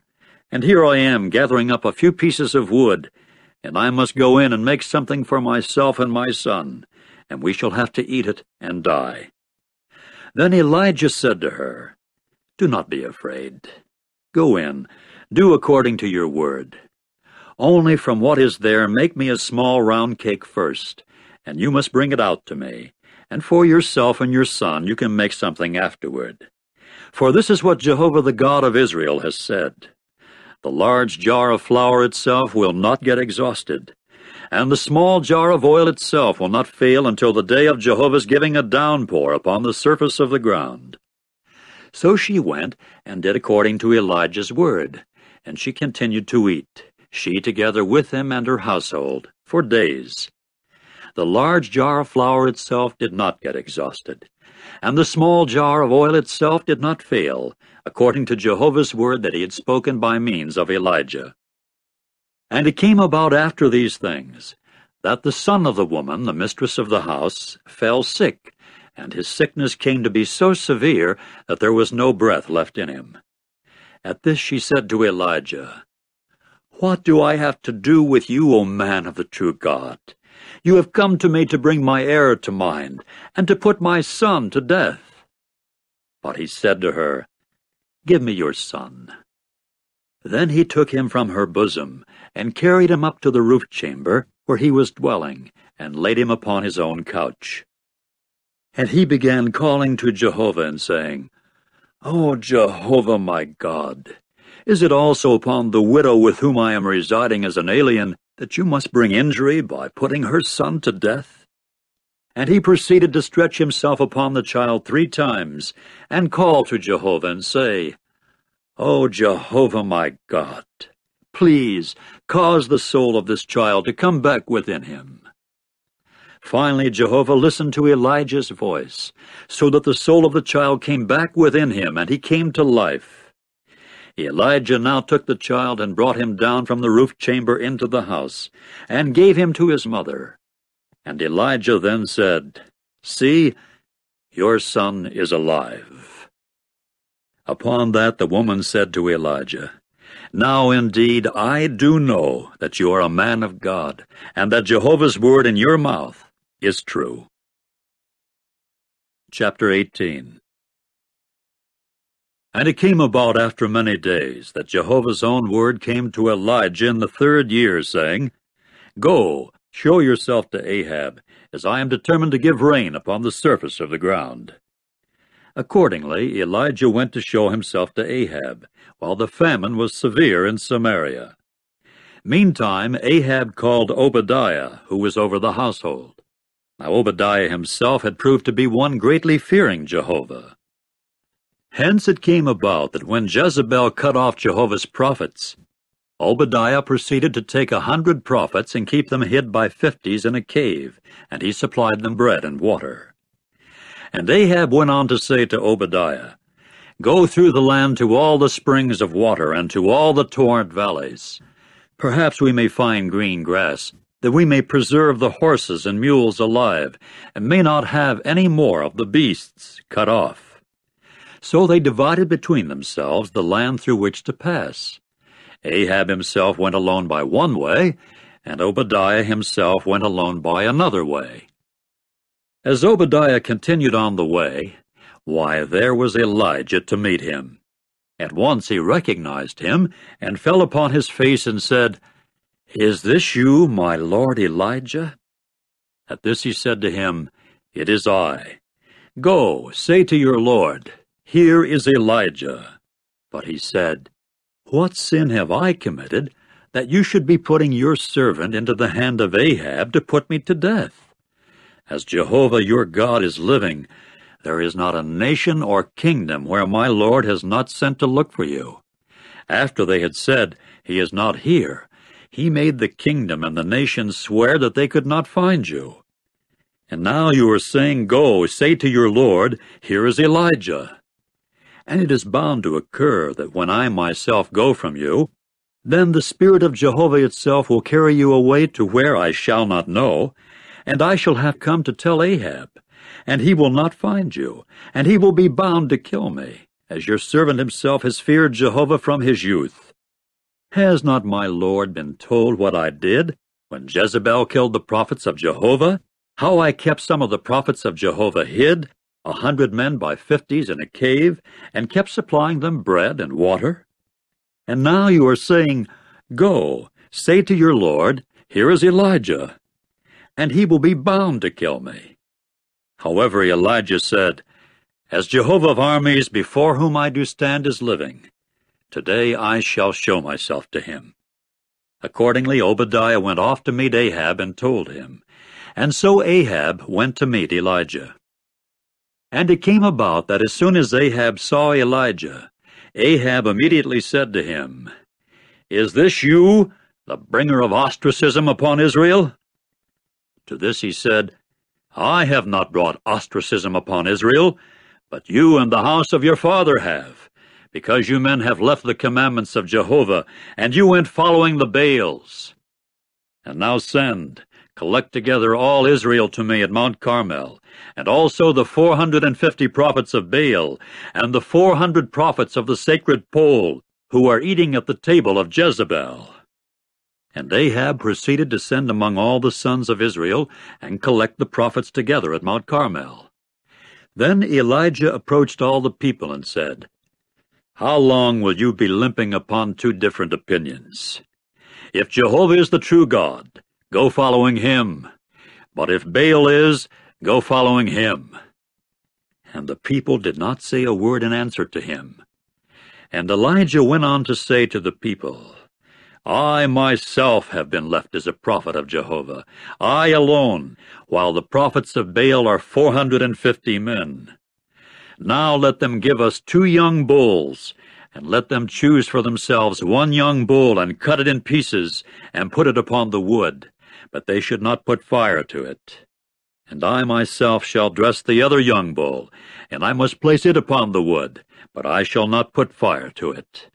And you must call upon the name of your God, and I, for my part, shall call upon the name of Jehovah, and it must occur that the true God that answers by fire is the true God." To this all the people answered and said, "The thing is good." Elijah now said to the prophets of Baal, "Choose for yourselves 1 young bull and dress it first, because you are the majority, and call upon the name of your God, but you must not put fire to it." Accordingly they took the young bull that he gave them. Then they dressed it, and they kept calling upon the name of Baal from morning till noon, saying, "O Baal, answer us!" But there was no voice, and there was no one answering, and they kept limping around the altar that they had made. And it came about at noon that Elijah began to mock them and say, "Call at the top of your voice, for he is a god. For he must be concerned with the matter, and he has excrement, and has to go to the privy. Or maybe he is asleep and ought to wake up." And they began calling at the top of their voice, and cutting themselves according to their custom with daggers and with lances, until they caused blood to flow out upon them. And it came about that as soon as noon was past, and they continued behaving as prophets until the going up of the grain offering, there was no voice, and there was no one answering, and there was no paying of attention. At length Elijah said to all the people, "Approach me." So all the people approached him. Then he proceeded to mend the altar of Jehovah that was torn down. So Elijah took 12 stones, according to the number of the tribes of the sons of Jacob, to whom Jehovah's word had come, saying, "Israel is what your name will become."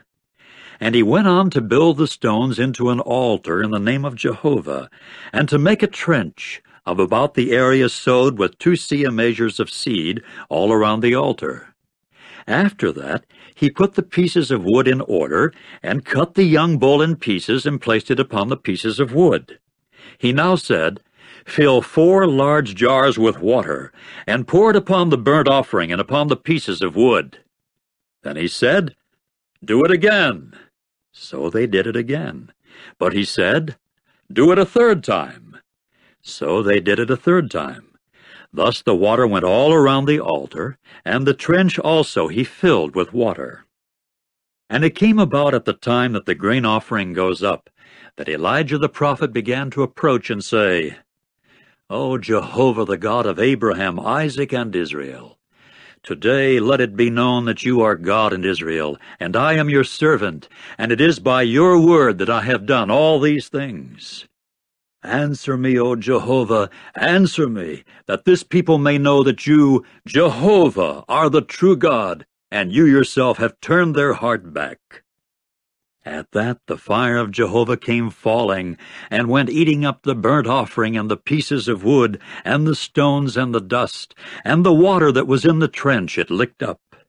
When all the people saw it, they immediately fell upon their faces and said, "Jehovah is the true God.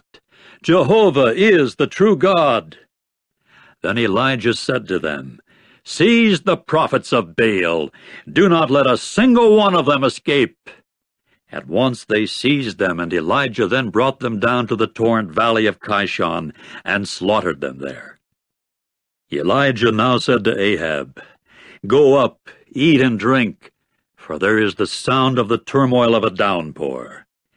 And Ahab proceeded to go up to eat and drink. As for Elijah, he went up to the top of Carmel and began crouching to the earth and keeping his face put between his knees. Then he said to his attendant, "Go up, please. Look in the direction of the sea." So he went up and looked and then said, "There is nothing at all." And he went on to say, "Go back," for 7 times. And it came about at the 7th time that he got to say, "Look, there is a small cloud like a man's palm ascending out of the sea." He now said, "Go up, say to Ahab, hitch up, and go down that the downpour may not detain you." And it came about in the meantime that the heavens themselves darkened up with clouds, and wind and a great downpour began to occur. And Ahab kept riding and made his way to Jezreel. And the very hand of Jehovah proved to be upon Elijah, so that he girded up his hips and went running ahead of Ahab all the way to Jezreel. Chapter 19. Then Ahab told Jezebel all that Elijah had done, and all about how he had killed all the prophets with the sword. At that Jezebel sent a messenger to Elijah, saying, "So may the gods do, and so may they add to it, if at this time tomorrow I shall not make your soul like the soul of each one of them." And he became afraid. Consequently he rose up and began to go for his soul, and came to Beersheba, which belongs to Judah. Then he left his attendant behind there. And he himself went into the wilderness a day's journey, and at length came and sat down under a certain broom tree. And he began to ask that his soul might die, and to say, "It is enough. Now, O Jehovah, take my soul away, for I am no better than my forefathers." Finally he lay down and fell asleep under the broom tree. But look, now an angel was touching him. Then he said to him, "Rise up, eat." When he looked, why, there at his head was a round cake upon heated stones, and a jug of water. And he began to eat and drink, after which he lay down again. Later the angel of Jehovah came back a 2nd time and touched him and said, "Rise up, eat, for the journey is too much for you." So he rose up and ate and drank, and he kept going in the power of that nourishment for 40 days and 40 nights, as far as the mountain of the true God, Horeb. There he finally entered into a cave, that he might spend the night there. And look, there was Jehovah's word for him, and it went on to say to him, "What is your business here, Elijah?" To this he said, "I have been absolutely jealous for Jehovah the God of armies, for the sons of Israel have left your covenant. Your altars they have torn down, and your prophets they have killed with the sword, so that I only am left, and they begin looking for my soul to take it away." But it said, "Go out, and you must stand on the mountain before Jehovah." And look, Jehovah was passing by, and a great and strong wind was rending mountains and breaking crags before Jehovah. Jehovah was not in the wind. And after the wind there was a quaking. Jehovah was not in the quaking. And after the quaking there was a fire. Jehovah was not in the fire. And after the fire there was a calm, low voice. And it came about that as soon as Elijah heard it, he immediately wrapped his face in his official garment, and went out and stood at the entrance of the cave. And look, there was a voice for him, and it proceeded to say to him, "What is your business here, Elijah?" To this he said, "I have been absolutely jealous for Jehovah the God of armies. For the sons of Israel have left your covenant. Your altars they have torn down, and your prophets they have killed with the sword, so that I only am left, and they begin looking for my soul to take it away." Jehovah now said to him, "Go, return on your way to the wilderness of Damascus, and you must come in and anoint Hazael as king over Syria. And Jehu the grandson of Nimshi you should anoint as king over Israel. And Elisha the son of Shaphat from Abel-Meholah you should anoint as prophet in place of you. And it must occur that the one escaping from Hazael's sword, Jehu will put to death, and the one escaping from Jehu's sword, Elisha will put to death. And I have let 7,000 remain in Israel, all the knees that have not bent down to Baal, and every mouth that has not kissed him. Accordingly he went from there and found Elisha the son of Shaphat, while he was plowing with 12 spans before him, and he with the 12th. So Elijah crossed over to him and threw his official garment upon him. At that he left the bulls and went running after Elijah and said, "Let me please kiss my father and my mother. Then I will go following you." At this he said to him, "Go, return, for what have I done to you?" So he returned from following him, and then took a span of the bulls and sacrificed them. And with the implements of the bulls he boiled their flesh, and then gave it to the people, and they proceeded to eat. After that he rose up and went following Elijah, and began to minister to him. Chapter 20. As for Ben-Hadad, the king of Syria, he collected all his military forces together, and also 32 kings with him, and horses and chariots. And he proceeded to go up and lay siege to Samaria and fight against it. Then he sent messengers to Ahab, the king of Israel, at the city, and he went on to say to him, "This is what Ben-Hadad has said, Your silver and your gold are mine, and your wives and your sons, the best-looking, are mine." To this the king of Israel answered and said, "According to your word, my lord the king, yours I am with all that belongs to me." Later the messengers came back and said, "This is what Ben-Hadad has said. I sent to you, saying, Your silver and your gold and your wives and your sons you will give me. But about this time tomorrow I shall send my servants to you, and they must carefully search your house and the houses of your servants. And it must occur that everything desirable to your eyes they will put in their hand, and they must take it away." At that the king of Israel called all the older men of the land and said, "Take note, please, and see that it is calamity that this one is seeking. For he sent to me for my wives and my sons and my silver and my gold, and I did not hold them back from him." Then all the older men and all the people said to him, "Do not obey, and you should not consent." So he said to the messengers of Ben-Hadad, "Say to my lord the king, all that you sent to your servant at first I shall do, but this thing I am not able to do." With that the messengers went off and brought word back to him. Ben-Hadad now sent to him and said, "So may the gods do to me, and so may they add to it, if the dust of Samaria will be sufficient for handfuls for all the people that follow me." In turn the king of Israel answered and said, "You men, speak to him. Do not let one girding on boast about himself like one unfastening." And it came about that as soon as he heard this word, while he himself and the kings were drinking in the booths, he immediately said to his servants, "Get set." And they began to get set against the city. And look, a certain prophet approached Ahab the king of Israel, and then said, "This is what Jehovah has said. Have you seen all this great crowd? Here I am giving it into your hand today, and you will certainly know that I am Jehovah." Then Ahab said, "By whom?" To which he said, "This is what Jehovah has said. By the young men of the princes of the jurisdictional districts." Finally he said, "Who will open the battle engagement?" To which he said, "You." And he proceeded to take the count of the young men of the princes of the jurisdictional districts. And they came to be 232. And after them he took the count of all the people, all the sons of Israel, 7,000.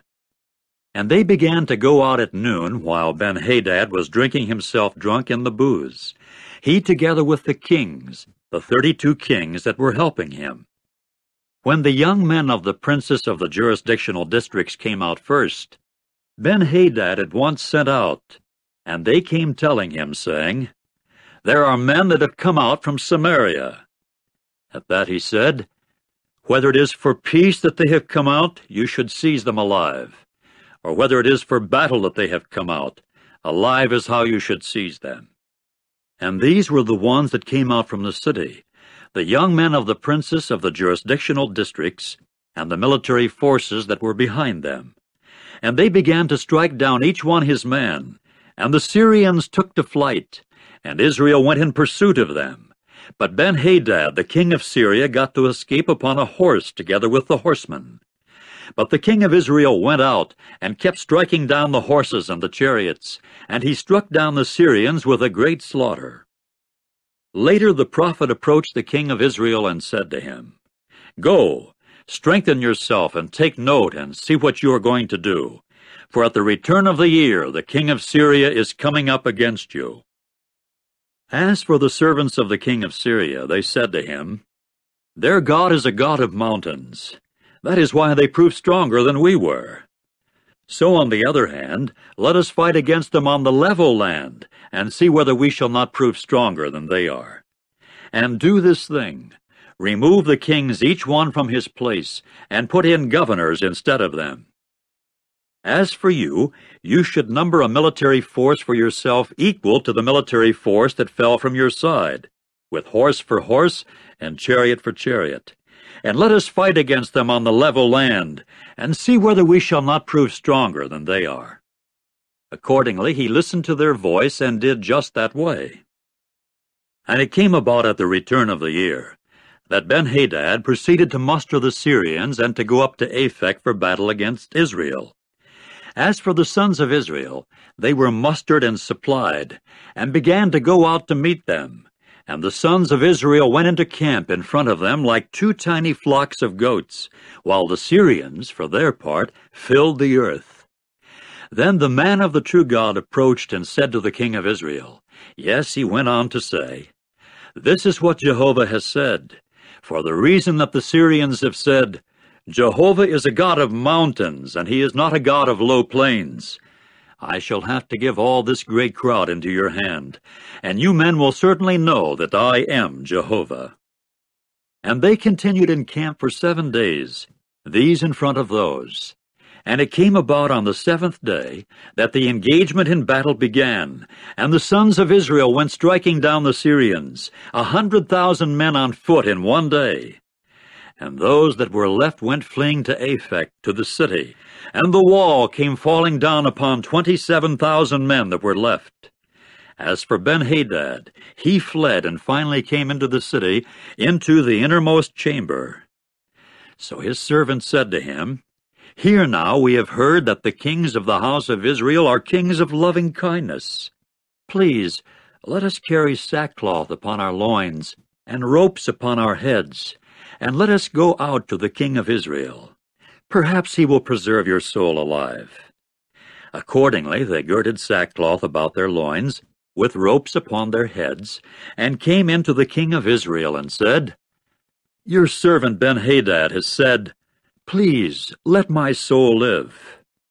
To this he said, "Is he still alive? He is my brother."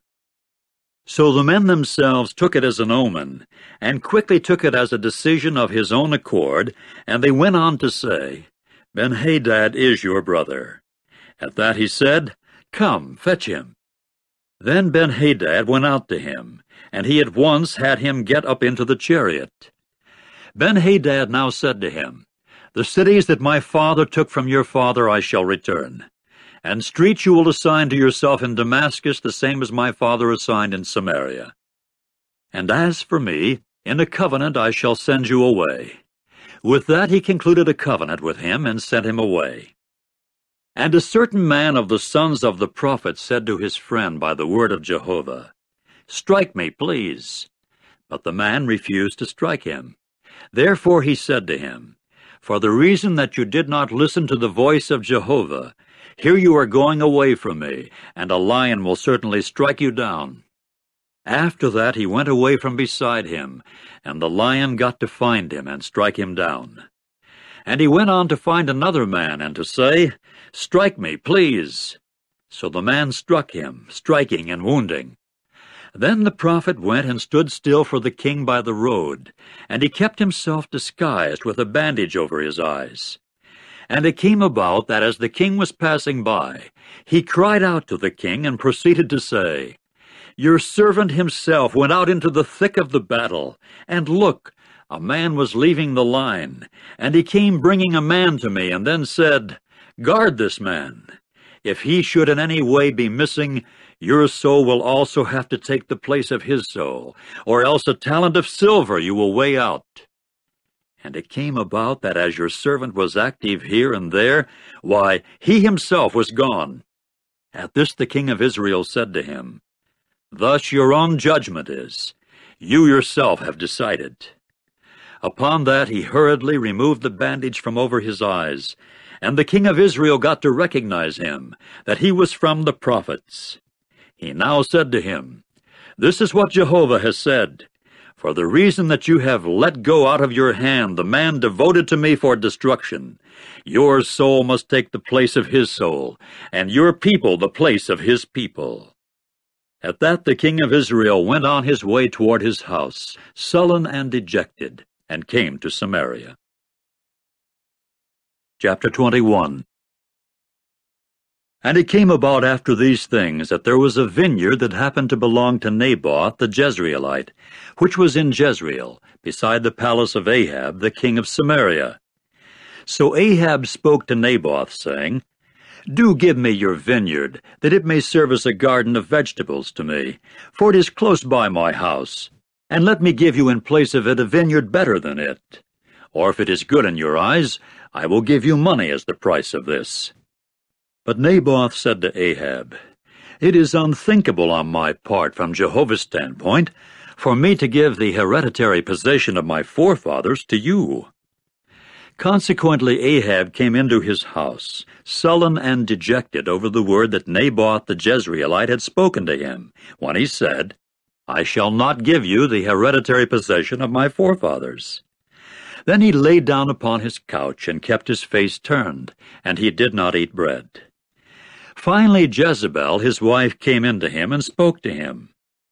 "Why is it that your spirit is sad, and you are not eating bread?" At that he spoke to her, "Because I proceeded to speak to Naboth the Jezreelite, and say to him, 'Do give me your vineyard for money. Or if you prefer, let me give you another vineyard in place of it.' But he said, 'I shall not give you my vineyard.' Then Jezebel his wife said to him, 'Is it you that now exercise the kingship over Israel? Rise up, eat bread, and let your heart be merry. I myself shall give you the vineyard of Naboth the Jezreelite.' Accordingly she wrote letters in Ahab's name, and sealed them with his seal, and sent the letters to the older men and the nobles that were in his city dwelling with Naboth. But she wrote in the letters, saying, 'Proclaim a fast, and have Naboth sit at the head of the people. And make 2 men, good-for-nothing fellows, sit in front of him, and let them bear witness against him, saying, You have cursed God and the king. And bring him out, and stone him, that he may die.' So the men of his city, the older men and the nobles that were dwelling in his city, did just as Jezebel had sent to them, just as it was written in the letters that she had sent to them. They proclaimed a fast, and had Naboth sit at the head of the people. Then 2 of the men, good-for-nothing fellows, came in and sat down in front of him. And the good-for-nothing men began to bear witness against him, that is Naboth, in front of the people, saying, 'Naboth has cursed God and the king.' After that they brought him out to the outskirts of the city, and stoned him with stones, so that he died. They now sent to Jezebel, saying, 'Naboth has been stoned so that he is dead.' And it came about that as soon as Jezebel heard that Naboth had been stoned so that he died, Jezebel immediately said to Ahab, 'Rise up, take possession of the vineyard of Naboth the Jezreelite, which he refused to give you for money, for Naboth is no longer alive, but dead.' And it came about that as soon as Ahab heard that Naboth was dead, Ahab at once rose up to go down to the vineyard of Naboth the Jezreelite, to take possession of it. And Jehovah's word came to Elijah the Tishbite, saying, Rise up, go down to meet Ahab the king of Israel, who is in Samaria. There he is in the vineyard of Naboth, where he is gone down to take possession of it. And you must speak to him, saying, This is what Jehovah has said. Have you murdered and also taken possession? And you must speak to him, saying, This is what Jehovah has said. In the place where the dogs licked up the blood of Naboth, the dogs will lick up your blood, even yours. And Ahab proceeded to say to Elijah, Have you found me, O enemy of mine? To which he said, I have found you. For the reason that you have sold yourself to do what is bad in the eyes of Jehovah, here I am bringing calamity upon you.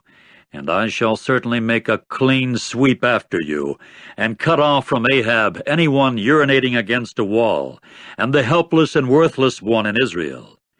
And I shall certainly constitute your house like the house of Jeroboam the son of Nebat, and like the house of Baasha the son of Ahijah, for the offense with which you have offended, and then caused Israel to sin. And also as regards Jezebel, Jehovah has spoken, saying, The very dogs will eat up Jezebel in the plot of land of Jezreel. Any one of Ahab's that is dying in the city the dogs will eat up, and any one dying in the field the fowls of the heavens will eat up.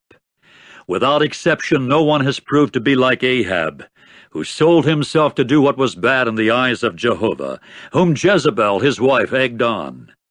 And he went acting very detestably by going after the dungy idols, the same as all that the Amorites had done, whom Jehovah drove out from before the sons of Israel. And it came about that as soon as Ahab heard these words, he proceeded to rip his garments apart, and to put sackcloth upon his flesh. And he went on a fast, and kept lying down in sackcloth, and walking despondently. And Jehovah's word came to Elijah the Tishbite, saying, Have you seen how Ahab has humbled himself on my account? For the reason that he has humbled himself because of me, I shall not bring the calamity in his own days. In the days of his son I shall bring the calamity upon his house. Chapter 22. And for 3 years they continued dwelling without war between Syria and Israel. And it came about in the 3rd year that Jehoshaphat the king of Judah proceeded to go down to the king of Israel. Then the king of Israel said to his servants, Do you really know that Ramoth-Gilead belongs to us? Yet we are hesitating to take it out of the hand of the king of Syria. And he went on to say to Jehoshaphat, Will you go with me to the fight at Ramoth-Gilead? At this Jehoshaphat said to the king of Israel, I am the same as you. My people are the same as your people. My horses are the same as your horses. However, Jehoshaphat went on to say to the king of Israel, Inquire, please, first of all, for the word of Jehovah. So the king of Israel collected the prophets together, about 400 men, and said to them, Shall I go against Ramoth-Gilead in war, or shall I refrain? And they began to say, Go up, and Jehovah will give it into the king's hand. But Jehoshaphat said, Is there not here a prophet of Jehovah still? Then let us inquire through him. At that the king of Israel said to Jehoshaphat, There is still one man through whom to inquire of Jehovah, but I myself certainly hate him, for he does not prophesy good things concerning me, but bad, Micaiah, the son of Imlah. However, Jehoshaphat said, Do not let the king say a thing like that. Accordingly, the king of Israel called a certain court official and said, Do bring Micaiah, the son of Imlah, quickly. Now the king of Israel and Jehoshaphat the king of Judah were sitting each one on his throne, clothed in garments, in the threshing floor at the entrance of the gate of Samaria, and all the prophets were acting as prophets before them. Then Zedekiah the son of Chenaanah made for himself horns of iron and said, This is what Jehovah has said, With these you will push the Syrians until you exterminate them. And all the other prophets were prophesying the same as that, saying, Go up to Ramoth-Gilead and prove successful, and Jehovah will certainly give it into the king's hand." And the messenger that had gone to call Micaiah spoke to him, saying, "Look now, the words of the prophets are unanimously of good to the king. Let your word, please, become like the word of one of them, and you must speak good." But Micaiah said, "As Jehovah is living, what Jehovah will say to me, that is what I shall speak." Then he came in to the king, and the king proceeded to say to him, "Micaiah, shall we go to Ramoth-Gilead in war, or shall we refrain?" At once he said to him, "Go up and prove successful, and Jehovah will certainly give it into the king's hand." At that the king said to him, "For how many times am I putting you under oath that you should not speak to me anything but truth in the name of Jehovah?" So he said, "I certainly see all the Israelites scattered on the mountains, like sheep that have no shepherd." And Jehovah went on to say, "These have no masters. Let them go back each one to his house in peace." Then the king of Israel said to Jehoshaphat, "Did I not say to you, he will prophesy concerning me not good things but bad?" And he went on to say, "Therefore hear the word of Jehovah. I certainly see Jehovah sitting upon his throne, and all the army of the heavens standing by him, to his right and to his left." And Jehovah proceeded to say, "Who will fool Ahab, that he may go up and fall at Ramoth-Gilead?" And this one began to say something like this, while that one was saying something like that. Finally a spirit came out and stood before Jehovah and said, "I myself shall fool him." At that Jehovah said to him, "By what means?" To this he said, "I shall go forth, and I shall certainly become a deceptive spirit in the mouth of all his prophets." So he said, "You will fool him, and what is more, you will come off the winner. Go out and do that way." And now here Jehovah has put a deceptive spirit into the mouth of all these prophets of yours, but Jehovah himself has spoken calamity concerning you. Zedekiah the son of Chenaanah now approached and struck Micaiah upon the cheek and said, "In just which way did the Spirit of Jehovah pass along from me to speak with you?" At that Micaiah said, "Look, you are seeing which way on that day when you will enter the innermost chamber to hide yourself." Then the king of Israel said, "Take Micaiah and turn him back to Amon, the chief of the city, and to Joash, the king's son. And you must say, 'This is what the king has said. Put this fellow in the house of detention, and feed him with a reduced allowance of bread and a reduced allowance of water, until I come in peace.'" Upon that Micaiah said, "If you return at all in peace, Jehovah has not spoken with me." And he added, "Hear, all you peoples." And the king of Israel and Jehoshaphat the king of Judah proceeded to go up to Ramoth-Gilead. The king of Israel now said to Jehoshaphat, "There will be a disguising and entering into the battle for me, but you, for your part, put on your garments."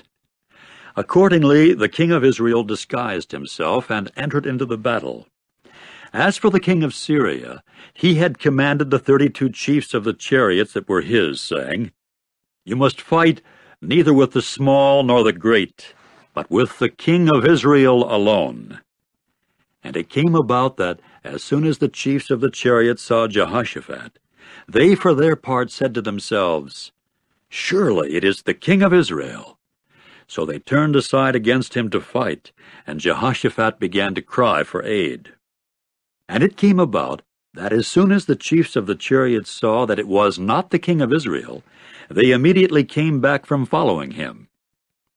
And there was a man that bent the bow in his innocence, but he got to strike the king of Israel between the appendages and the coat of mail, so that he said to his charioteer, "Turn your hand around, and take me out from the camp, because I have been badly wounded."